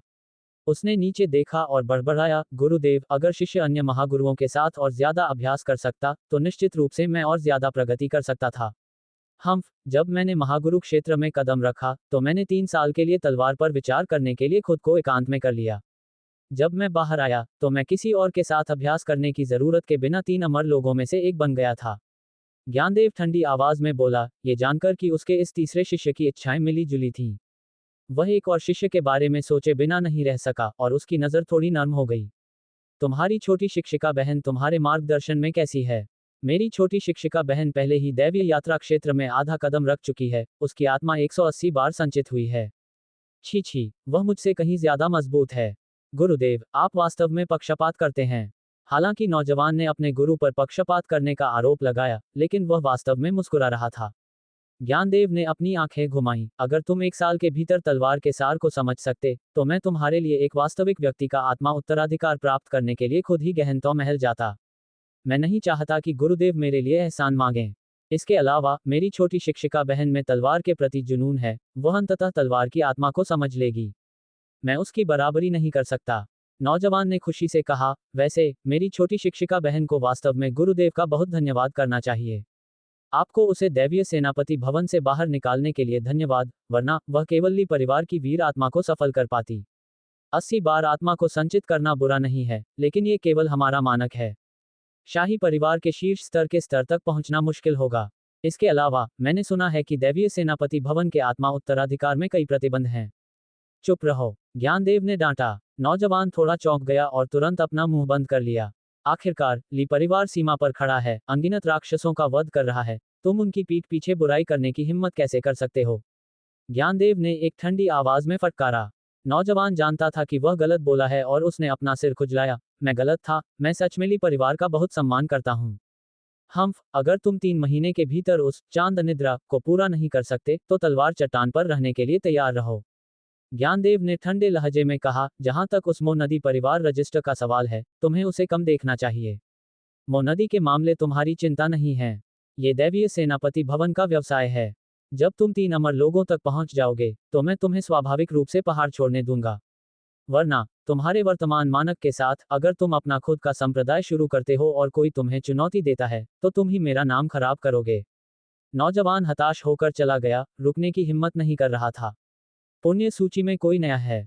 एक निश्चित संप्रदाय में जैसा कि कोई व्यक्ति पुण्य सूची को देख रहा था, उन्होंने तुरंत उसमें जोड़ा गया नया नाम देखा। पूरे 100 योगदान, क्या ये सीधे मिंग डोमेन स्तर की मो नदी को नष्ट करके है? कौन सा महागुरु एकांतवास से बाहर आया है? चोंगेर, एक अजीब नाम। जाओ और जल्दी से जांच करो कि यह किस संप्रदाय का महागुरु है, देखो कि क्या हम उसे यहाँ ला सकते हैं। एक निश्चित शहर के भीतर एक ऊंची इमारत में किसी ने आदेश दिया। योंगजो, दैवीय सेनापति भवन के एक आंगन में। श्रीमती जी, पुण्य सूची में अचानक एक नया नाम है जिसे चोंगेर कहते हैं। कितना अजीब नाम है। बकवास मत करो। जो कोई भी मो नदी आपदा को हल करने के लिए कार्रवाई करने को तैयार है, वह एक धर्मी और बहादुर व्यक्ति है। छोटी सी बात समझती है, लेकिन नाम सच में थोड़ा अप्रिय लगता है। पारदर्शी रेशम पहने हुई महिला ने छोटी नौकरानी को एक तिरस्कारपूर्ण नजर दी जो बचपन से उसके पीछे पीछे चल रही थी। तुम क्या जानती हो? जाओ और मेरे पिता के कमरे के बाहर सुनो कि क्या तुम पता लगा सकती हो कि वह कौन है। अगर हम उसे यहाँ आमंत्रित कर सकते हैं तो हम उसे एक कनिष्ठ पर्यवेक्षण अधिकारी का पद देंगे। हाँ, छोटी सी बात तुरंत जाएगी। जैसे ही छोटी नौकरानी भागी, महिला ने आंगन में बाहर देखा। उसके होठों पर एक धीमी मुस्कान फैल गई क्योंकि उसने लापरवाही से एक टहनी तोड़ी और जमीन पर 2 शब्द हल्के से बनाए। हवा और चांद। दिलचस्प। कला केसरी अकादमी के श्वेत श्याम कक्ष के मुख्य हॉल के अंदर गुरुदेव सोहन ने चुपके से अपनी आस्तीन से चाय का एक छोटा पैकेट निकाला, बस उसे कप में डालने वाले थे, तभी उन्होंने अचानक कई गुरुओं को हड़बड़ी में आते हुए देखा। उनके दिल की धड़कन बढ़ गई। बूढ़े प्रभात, ऐसा नहीं हो सकता, उन्होंने मुझे इतनी जल्दी ढूंढ लिया। और दूसरों को भी साथ लाए। उन्होंने हड़बड़ी में कप को ढका, एक शांत और संयमित भाव बनाए रखा। गुरुदेव, आगे वाले गुरु प्रभात एक उत्साहित भाव के साथ पास आए। गुरुदेव सोहन का चेहरा थोड़ा सा हिल गया क्योंकि उन्होंने हल्के से खांसा। बूढ़े प्रभात, कोई अपराध नहीं, लेकिन क्या तुम्हें इतना उत्तेजित होने की जरूरत है? ये बस कुछ। गुरुदेव, फैंगशान मो नदी गायब हो गई है। गुरुदेव प्रभात ने चिल्लाया। गुरुदेव नी ने अभी अभी कुछ गतिविधि का पता लगाया और जांच करने गए। प्रांतीय प्रमुख का मंदिर गायब हो गया है। ये केवल स्थायी रूप से साफ होने के बाद तुरंत गायब होता है, वरना मंदिर जहां था वहीं टूटकर मिट्टी में मिल जाता। क्या? गुरुदेव सोहन दंग रह गए। तुरंत राहत मिली कि वे उन्हें जवाबदेह ठहराने के लिए नहीं थे। रुको, फैंगशान मो नदी साफ हो गई थी। किसके द्वारा? क्या स्थिति है? साफ साफ समझाओ, किसने किया? गुरुदेव सोहन ने दबाव डाला। पता नहीं, वह व्यक्ति नहीं मिला। गुरुदेव प्रभात ने अपना सिर हिलाया, लेकिन आपकी पोती ने उसे देखा लगता है। शालिनी। गुरुदेव सोहन हैरान थे और तुरंत बोले, तो जल्दी से उसे यहाँ बुलाओ। वह पहले से ही बाहर इंतजार कर रही है। गुरुदेव प्रभात तुरंत मुड़े और इशारा किया और जल्द ही एक गुरु के साथ 2 युवा लड़कियां अंदर आईं। ये सच में शालिनी और मालिनी थीं। दोनों महिलाओं ने पहले ही शोर सुना था और वे प्रांतीय प्रमुख के मंदिर में भाग गई थीं, केवल उसके गायब होने के चौंकाने वाले दृश्य को देखने के लिए। इसे किसने साफ किया? गुरुदेव सोहन ने तुरंत पूछा। मालिनी ने अपनी सहेली को देखा और शालिनी ने एक शांत व्यवहार के साथ जवाब दिया, गुरुदेव को रिपोर्ट करते हुए, यह एक बाहरी शिष्य लगता है। मालिनी और मैं पास में अभ्यास कर रहे थे और उस व्यक्ति के चेहरे का सिर्फ एक तरफ का हिस्सा देखा। यह कोई ऐसा व्यक्ति नहीं है जिसे मैं पहचानती हूँ। तुम कितने लोगों को जानती हो, अपना सारा समय अभ्यास में बिताती हो? गुरुदेव सोहन ने खुद से बड़बड़ाया, फिर मालिनी की ओर मुड़े, तुम्हारा क्या? क्या तुमने साफ साफ देखा? गुरुदेव को रिपोर्ट करते हुए, मैंने भी सिर्फ एक तरफ की प्रोफाइल देखी। मालिनी ने जल्दी से जोड़ा, लेकिन अगर मैं उस व्यक्ति को फिर से देखती हूँ, तो मैं निश्चित रूप से उसे पहचान पाऊंगी। गुरुदेव सोहन ने हल्के से सिर हिलाया। ठीक है, तो तुम दोनों आगे बढ़ो और पहचानने की कोशिश करो कि वह कौन था। यह अच्छी खबर है, एक बड़े पुरस्कार के लायक है। क्या हमें मो नदी प्राधिकरण को सूचित करना चाहिए? गुरुदेव प्रभात ने पूछा। मो नदी प्राधिकरण पहले से ही काफी गरीब है, हमें उस थोड़ी सी शाही खजाने की जरूरत नहीं है। मो नदियों को मिटाना हर किसी की जिम्मेदारी है और हमारा कर्तव्य भी है। वह फेंक पर्वत मूल रूप से एक ग्रामीण खेत था। ये बहुत दुख की बात है कि यह मो नदी से तबाह हो गया। पूरा गांव दुखद रूप से मर गया, नदी द्वारा गुलाम बना लिया गया। जैसे ही उन्होंने बात की, गुरुदेव सोहन ने आह भरी और अपना सिर हिलाया। गुरुदेव प्रभात ने सिर हिलाया और कहा, तो मैं उन्हें अभी उस व्यक्ति को पहचानने के लिए ले जाऊंगा और यह भी बताऊंगा ताकि जिस व्यक्ति ने इसे साफ किया वह अपना पुरस्कार लेने के लिए आगे आ सके। गुरुदेव सोहन ने सिर हिलाया। गुरुदेव प्रभात तुरंत दोनों लड़कियों के साथ चले गए। जैसे ही वह जाने वाले थे, उन्हें अचानक कुछ याद आया और वे मुड़कर बोले, वैसे गुरुदेव आप पहले क्या कहने वाले थे? गुरुदेव सोहन ने भ्रम के साथ जवाब दिया, मैं क्या कहने वाला था? उनके भाव को देखकर गुरुदेव प्रभात ने सोचा कि उन्होंने गलत सुना है और तुरंत एक हल्का सा झुककर बाहर चले गए। खबर पूरे अकादमी में फैल गई। न केवल 4 बाहरी घरों के बीच, बल्कि श्वेत श्याम कक्ष के भीतर के शिष्य भी उत्तेजित हो गए। खासकर श्वेत श्याम कक्ष के वे लोग जिन्होंने फैंगशान मो नदी की क्रूर चुनौतियों का अनुभव किया था, अब ये सुनकर चौंक गए कि किसी ने नदी को साफ कर दिया था। वह कौन था? क्या वह गुरुओं में से एक था? कौन सा गुरु इतना निष्क्रिय होगा? इसके अलावा गुरुओं के लिए भी इसे साफ करना आसान नहीं है। मैंने सुना है कि हर मो नदी की आवश्यकता अविश्वसनीय है, ढूंढना बहुत मुश्किल है। लाल आकाश की कीमती तलवार का पुरस्कार। वह उल्का पिंड के लोहे से गढ़ा गया है, जो कथित तौर पर किसी भी चीज को कुचल देता है जिस पर वह वार करता है, यहां तक कि दैवीय आत्मा को भी नुकसान पहुंचा सकता है। श्वेत श्याम कक्ष के शिष्य आपस में मजाक करते थे। 4 बाहरी घर भी उसी तरह से हलचल में थे, खासकर अल्फा अकादमी, जहां मार्शल आर्ट रैंकिंग के लिए होड़ करने वाले हर कोई खबर सुनकर हक्का बक्का रह गया। मो नदी चली गई। क्या वह जगह नहीं थी जहां उन्हें 1 साल बाद श्वेत श्याम कक्ष में प्रवेश के लिए परीक्षण किया जाना था? ये बस कैसे गायब हो सकती थी? जब समय आएगा तो वे श्वेत श्याम कक्ष में कैसे प्रवेश करेंगे? अल्फा अकादमी के विपरीत अन्य घर बस हैरान थे। मो नदी, वह क्या है? स्पष्ट रूप से घर द्वारा दिया गया उनका प्राथमिक कार्य पहले अल्फा अकादमी में प्रवेश करना था। मो नदी जो भी थी, उसका उनसे कोई लेना देना नहीं था। अल्फा अकादमी में एक जगह के बिना वे प्रवेश करने के योग्य भी नहीं होते। शालिनी, क्या तुम्हें लगता है कि वह व्यक्ति सच में एक बाहरी शिष्य है? उस कपड़ों पर फूलों के पैटर्न की संख्या को देखते हुए मुझे याद है कि यह हो सकता है, लेकिन जंगलों के बीच मालिनी और शालिनी साथ साथ चल रही थीं, बाहरी घरों की ओर जा रही थीं। मालिनी हिचकिचा रही थी, उसने पहले भी फैंगशान मो नदी को चुनौती दी थी और यह मुश्किल था। एक बार जब कोई गांव में प्रवेश करता तो सभी ग्रामीणों को सतर्क कर दिया जाता, और वह सैकड़ों जोतियांग क्षेत्र के लड़ाके थे। इसके अलावा अगर यह एक लंबी लड़ाई में बदल जाती तो वह काले कपड़ों वाला विद्वान भी हस्तक्षेप करता, जिससे ये शुरुआती आत्मा उत्तराधिकार क्षेत्र की शक्ति वाले किसी व्यक्ति के लिए भी खतरनाक हो जाता। शालिनी ने हल्के से अपना सिर हिलाया, बिना जवाब दिए। उसके दिल में भी कोई जवाब नहीं था। फेंक पर्वत में मेंगे नदी को पार करना बेहद मुश्किल था। अगर यह श्वेत श्याम कक्ष के शिष्य होते तो थोड़ी संभावना होती, लेकिन बाहरी दरबार के शिष्यों के लिए, जब तक कि व्यक्ति पहले ही आत्मा उत्तराधिकार क्षेत्र प्राप्त नहीं कर लेता। काले कपड़ों वाला विद्वान वास्तव में आत्मा उत्तराधिकार क्षेत्र का था, और उसकी आत्मा बेहद भयंकर थी, जैसे 2 आत्मा उत्तराधिकार विशेषज्ञों का सामना करना। बाहरी दरबार के शिष्यों के लिए मूल्यांकन काले कपड़ों वाले विद्वान को मारना नहीं था, बल्कि 50% की पूर्णता दर हासिल करना था। लगभग आधे ग्रामीणों का वध करना पूर्णता के रूप में गिना जाएगा। इस परीक्षण में पहले से ही घुसपैठ, छिपाव, शुद्ध शक्ति और आंदोलन तकनीक जैसे अन्य पहलू शामिल थे, जिससे ये बहुत मुश्किल हो गया था। आखिरकार लगभग आधे का वध करना आसानी से काले कपड़ों वाले विद्वान को सतर्क कर देगा। एक बार जब वह कार्रवाई करता तो काले हॉल के शिष्यों को भी भागना पड़ता। मैंने सुना है कि शाही परिवार के 2 सदस्य आए हैं। क्या यह उनमें से एक हो सकता है जिसने ये किया? अगर उन्होंने चक्र स्वर्ग क्षेत्र में पूर्णता हासिल कर ली है, तो उस बेजोड़ मेरिडियन उद्घाटन कौशल और क्यूई परिसंचरण कौशल पर भरोसा करते हुए आत्मा उत्तराधिकार क्षेत्र में किसी के साथ युद्ध करने की थोड़ी उम्मीद हो सकती है, मालिनी ने अनुमान लगाया। यह एकमात्र संभावना थी जिसके बारे में वह सोच सकती थी। अगर शाही परिवार भी इसे नहीं कर सकता, तो कोई और नहीं कर सकता। चलो जाकर देखते हैं और हमें पता चल जाएगा, शालिनी ने कहा। गुरुदेव प्रभात के मार्गदर्शन में वे दोनों बाहरी दरबार में पहुंचे। वहां सुधा ने पहले ही सभी को इंतजार करने के लिए बुलाया था। जैसे ही दोनों महिलाएं और गुरुदेव प्रभात पहुंचे, कई लोग थोड़े बेचैन हो गए और चारों ओर देखने के लिए टिपटों पर खड़े होने लगे।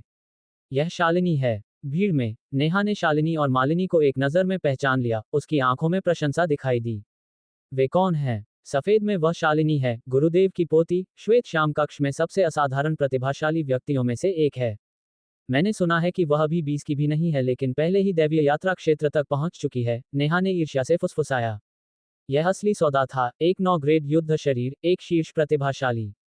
प्रणव को अचानक समझ में आया और उसने अपने चेहरे पर ज्यादा आश्चर्य नहीं दिखाया। 20 साल की उम्र में दैवीय यात्रा क्षेत्र, लेकिन मां ने कहा कि 9वें चाचा 13 साल की उम्र में दैवीय यात्रा क्षेत्र तक पहुंचे। 17 में महागुरु और 19 साल की उम्र में जब उन्होंने अपनी उपलब्धियां बनाई और खुद को बलिदान कर दिया, तो वे पहले ही 7वें क्षेत्र अमर तीसरे पर थे। वह पूरे इतिहास में एकमात्र राक्षसी प्रतिभा था। 9वें चाचा की युद्ध उपलब्धियों के बारे में सुनकर जब भी प्रणव अन्य प्रतिभाओं को देखता तो उसे लगता कि वे सभी तुलना में औसत दर्जे के थे। तुम्हारा वीर कहाँ है? वह यहाँ क्यों नहीं है? नेहा ने धीमी आवाज में पूछा, उसकी नजर चारों ओर भटक रही थी। प्रणव ने सिर हिलाया, वीर शायद किसी के साथ शतरंज खेलने गया होगा। शतरंज खेलना? नेहा का मुंह मटका। इस समय शालिनी और मालिनी ने अपनी नजर से भीड़ को स्कैन करना शुरू कर दिया। गुरुदेव की पोती हूँ। भीड़ में आदित्य ने अपनी आंखें संकरी कर लीं, दो सुरुचिपूर्ण आकृतियों को देखते हुए उसकी आंखों में अजीब रोशनी उभर रही थी क्योंकि वह खुद से सोच रहा था, वह काफी आकर्षक है। अगर मैं उसे जीत लेता हूँ, उसे अपनी महारानी बनाता हूँ, तो गुरुदेव सोहन अपनी पोती के लिए भविष्य में मेरे लिए एक संपत्ति बन सकते हैं। ये शर्म की बात है कि वह मुझसे कुछ साल बड़ी है, लेकिन कला केसरी को उसकी दहेज के रूप में मुझे थोड़ा नुकसान उठाने में कोई आपत्ति नहीं है। जैसे ही वह सोच रहा था, शालिनी की नजर भीड़ पर पड़ी और पहली नजर में ही उस पर आकर रुक गई। हालांकि वे सभी एक ही वर्दी पहने हुए थे, लेकिन उत्सर्जित आभा की मजबूती को देखते हुए उसने अनुमान लगाया कि वह सबसे अधिक संभावना शाही वंश का था। एक सामान्य ज्योतियान क्षेत्र में बाढ़ के अजगर की तरह इतनी जोरदार आभा कैसे हो सकती है? शालिनी की नजर देखकर आदित्य थोड़ा मुस्कुराया, आधे सफेद दांत दिखाए और अभिवादन में सिर हिलाया। लेकिन शालिनी की नजर शांति से दूर चली गई, वह नहीं था। उसने भीड़ में खोज जारी रखी, एक एक करके जांच की, उसकी भौहें तन गईं। कोई भी सही नहीं था। नहीं, शालिनी ने अपने बगल में खड़े गुरु से कहा। गुरुदेव प्रभात चौंक गए और जल्दी से धीमी आवाज में पूछा, क्या तुमने ध्यान से देखा? हाँ, शालिनी ने सिर हिलाया। गुरुदेव प्रभात फिर मालिनी की ओर मुड़े, जिसने भी हल्के से सिर हिलाया, एक असहाय भाव प्रकट किया। क्या यह अल्फा अकादमी नहीं हो सकती? गुरुदेव प्रभात ने आंतरिक रूप से सोचा और सुधा से पूछने के लिए आगे बढ़े, क्या अल्फा अकादमी के सभी शिष्य यहाँ हैं? सुधा ये भी जानती थी कि वे क्या ढूंढ रहे थे। उसने भीड़ पर नजर डाली और 2 या 3 अनुपस्थिति देखी, ये कहते हुए लगभग सभी यहाँ हैं। जो गायब थे वे आलसी थे जो हमेशा सोए रहते थे और कुलीन परिवारों के 2 औसत दर्जे के बेटे थे। उसने सोचा कि यह वे होने की संभावना नहीं है। अजीब। थोड़ा सोचने के बाद गुरुदेव प्रभात ने सुधा से कुछ शब्द फुसफुसाए। उसने हल्के से सिर हिलाया और तुरंत सभी को आदेश दिया, एक तरफ मुड़ो। भीड़ हैरान थी और उनसे सवाल करते हुए देखा। बिना समझाए सुधा ने एक शिक्षक का अधिकार मान लिया। उसकी बाहें थोड़ी कठोर थीं और हर कोई तुरंत अनुपालन किया। इस खूबसूरत शिक्षक के लिए उन्होंने लंबे समय से उसके तरीकों की कठोरता का अनुभव किया था। शालिनी और मालिनी एक बार फिर देखने के लिए मजबूर हुई, भ्रम से भरी थीं। हर कोई स्पष्ट रूप से परिचित लग रहा था, संभवतः एक ही वर्दी पहनने के कारण, फिर भी करीब से देखने पर कोई भी फिट नहीं लग रहा था। निराशा में गुरुदेव प्रभात ने सुधा से कहा, जो लोग नहीं आए वे मुझे बाद में ढूंढें ताकि शालिनी और अन्य लोग देख सकें।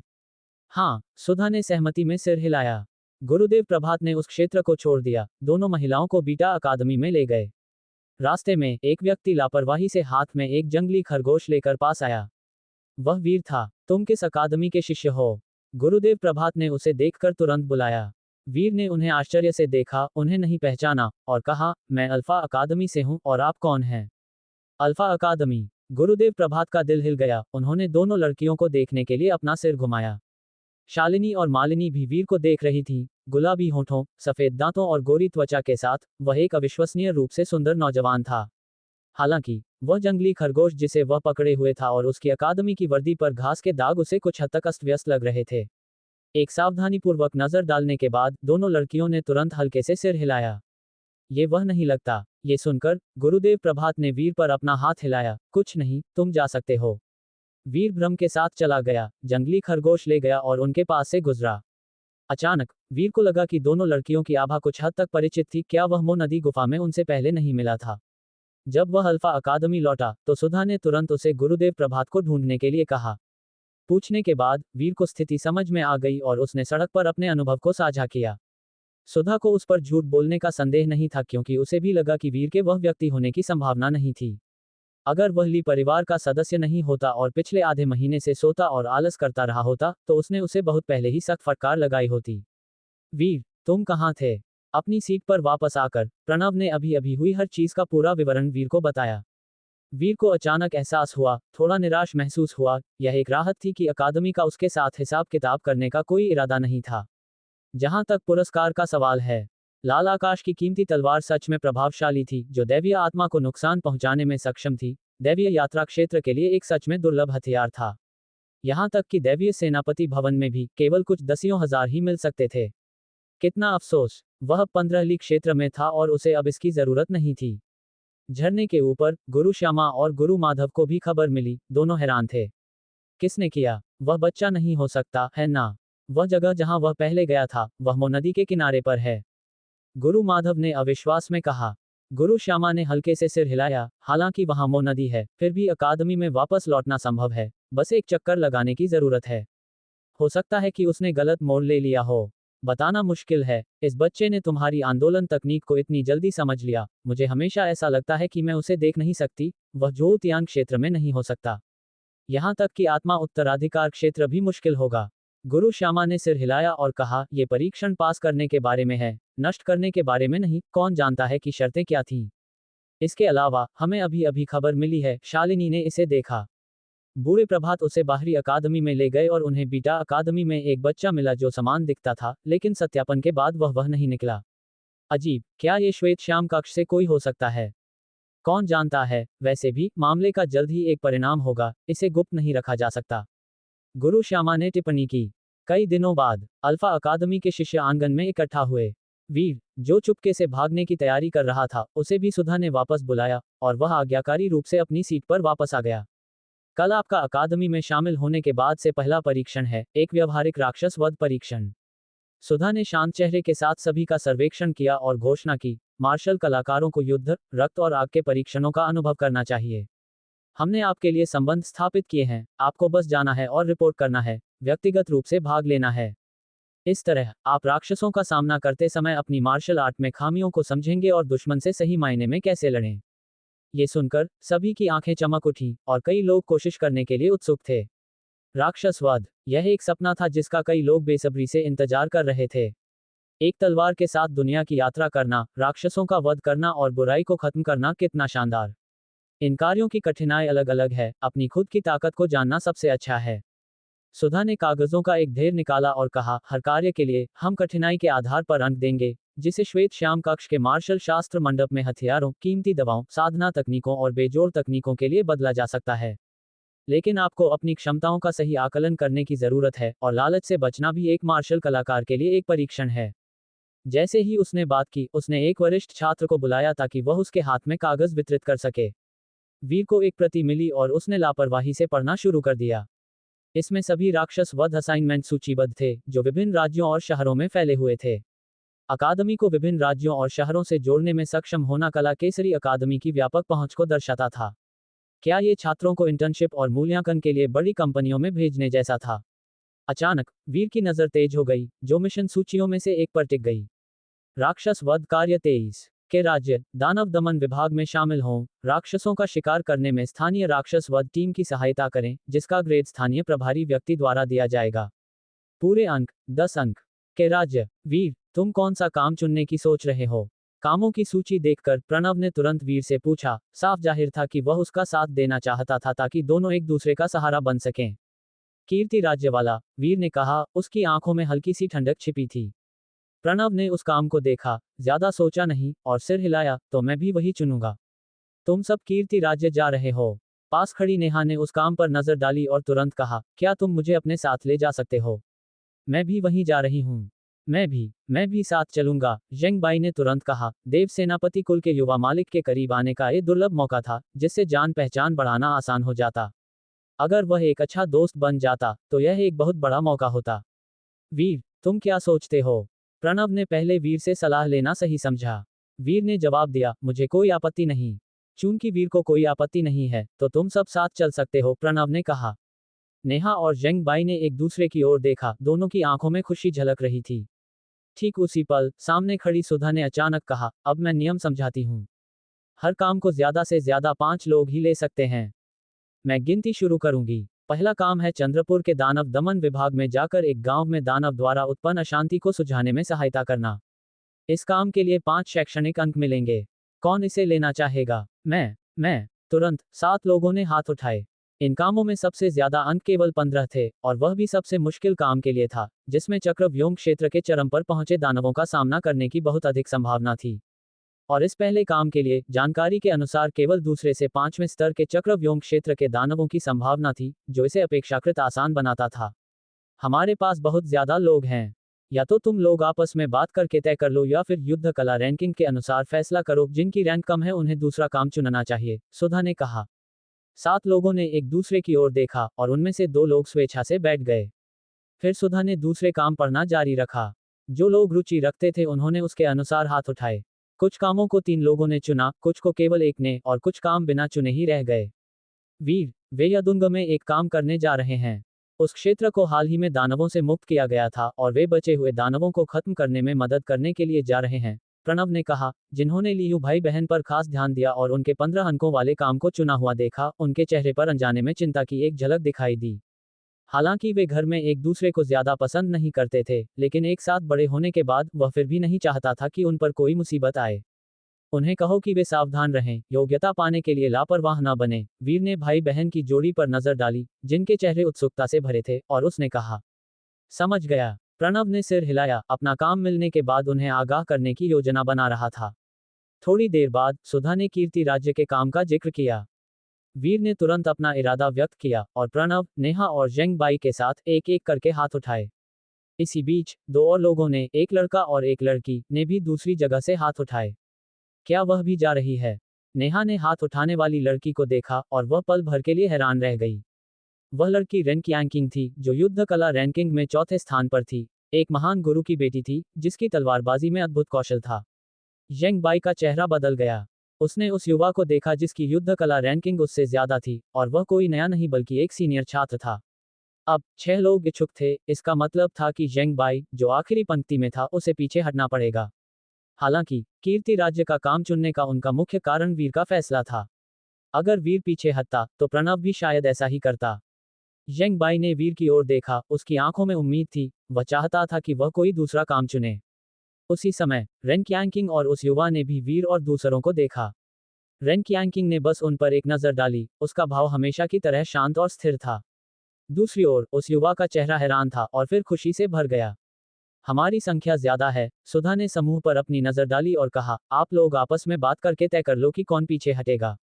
अगर कोई भी तैयार नहीं होता, तो हमें नियमों का पालन करना होगा। रेंक यांकिंग ने ज्यादा ध्यान दिए बिना बैठ गई, क्योंकि उसे तो वैसे भी जाना था। युवा की नजर वीर पर पड़ी। वह जानता था कि वह देव सेनापति कुल के युवा मालिक को नाराज नहीं कर सकता, भले ही वह युद्ध कला रैंकिंग में सबसे नीचे था। कला केसरी अकादमी में पढ़ने का मतलब था कि वह बहुत बुरा नहीं हो सकता था, उसने बस अभी तक अपनी पूरी क्षमता नहीं दिखाई थी। उसकी नज़र फिर जेंग बाई पर पड़ी और उसने मुस्कुराते हुए कहा, कीर्ति राज्य खतरनाक है, यह मेरा गृह राज्य है, और मैं उनके लिए रास्ता दिखा सकता हूँ। तुम पीछे क्यों नहीं हट जाते? जेंग बाई का चेहरा थोड़ा लाल हो गया। उन शब्दों के साथ, अगर वह अड़ा रहता, तो शायद दूसरों को नाराज कर देता। ठीक है। जेंग बाई का रंग बदल गया, लेकिन उसने जल्दी से खुद को संभाला और प्रणव और वीर से कहा, मैं आप लोगों को एक सफल यात्रा की शुभकामनाएं देता हूं। हम अगली बार एक साथ काम करेंगे। ठीक है। प्रणव, ये सुनकर, युवा को समझाने की कोशिश छोड़ दी और जेंग बाई के कंधे पर हाथ रखकर सांत्वना दी। तुम भी वहां सावधान रहना, नेहा ने कहा। जेंग बाई मुस्कुराया और सिर हिलाया। हालांकि उसे थोड़ा अफसोस था कि वह वीर और दूसरों के साथ टीम नहीं बना पाया, लेकिन यह, आखिर, स्कूल के साल का पहला ही काम था, और भविष्य में और भी मौके मिलेंगे। एक बार संख्या की पुष्टि हो जाने के बाद सुधा ने अन्य काम देना जारी रखा। जल्द ही सबने अपनी पसंद बना ली थी। सुधा के निर्देश पर जिन लोगों को एक ही काम मिला था, वे एक साथ इकट्ठे हुए। हम कब चलेंगे? युवे, जिसने नेहा को पहचान लिया था, ने पूछा, लेकिन उसकी नजर प्रणव और रेंक यांकिंग पर थी। अभी, रेंक यांकिंग ने शांत भाव से कहा। हालांकि नेहा वीर की ओर देख रही थी। वीर, तुम क्या सोचते हो? प्रणव ने पूछा। अभी चलते हैं, जितनी जल्दी हो सके उतना बेहतर, वीर ने जवाब दिया। ठीक है, मैं रथ तैयार करवाता हूँ। वीर ने सिर हिलाया। 5 रथ अश्व तैयार करो, रथ बहुत धीमा है। प्रणव थोड़ा चौंक गया लेकिन सहमति में सिर हिलाया। युवे हैरान था और प्रणव के व्यवहार को देखकर ऐसा लग रहा था मानो वह वीर का छोटा अनुयायी हो। फिर भी प्रणव युद्ध कला सूची में 6ठे स्थान पर था, एक असाधारण प्रतिभा, और कथित तौर पर उसके पास 8वीं परत की युद्ध काया थी, जो उन सच्चे प्रतिभाशाली लोगों से थोड़ी ही कम थी। देव सेनापति कुल के साथ समन्वय करने के बाद प्रणव लियू भाई बहन के पास गया, जो पहाड़ से नीचे उतरने की तैयारी कर रहे थे। वीर ने तुम दोनों को सावधान रहने और लापरवाह होकर महत्वाकांक्षी न बनने का निर्देश दिया है, प्रणव ने भाई बहन से कहा। लीयू ने भौं उठाए और ठंडी आवाज में कहा, तुम लोग अपनी चिंता करो। ली जिनिंग ने अपना सिर घुमाया और वीर की ओर देखा, जो कुछ और लोगों से बात कर रहा था। उसकी आंखें चमक उठीं और उसने प्रणव से कहा, धन्यवाद प्रणव, तुम लोग भी सावधान रहना।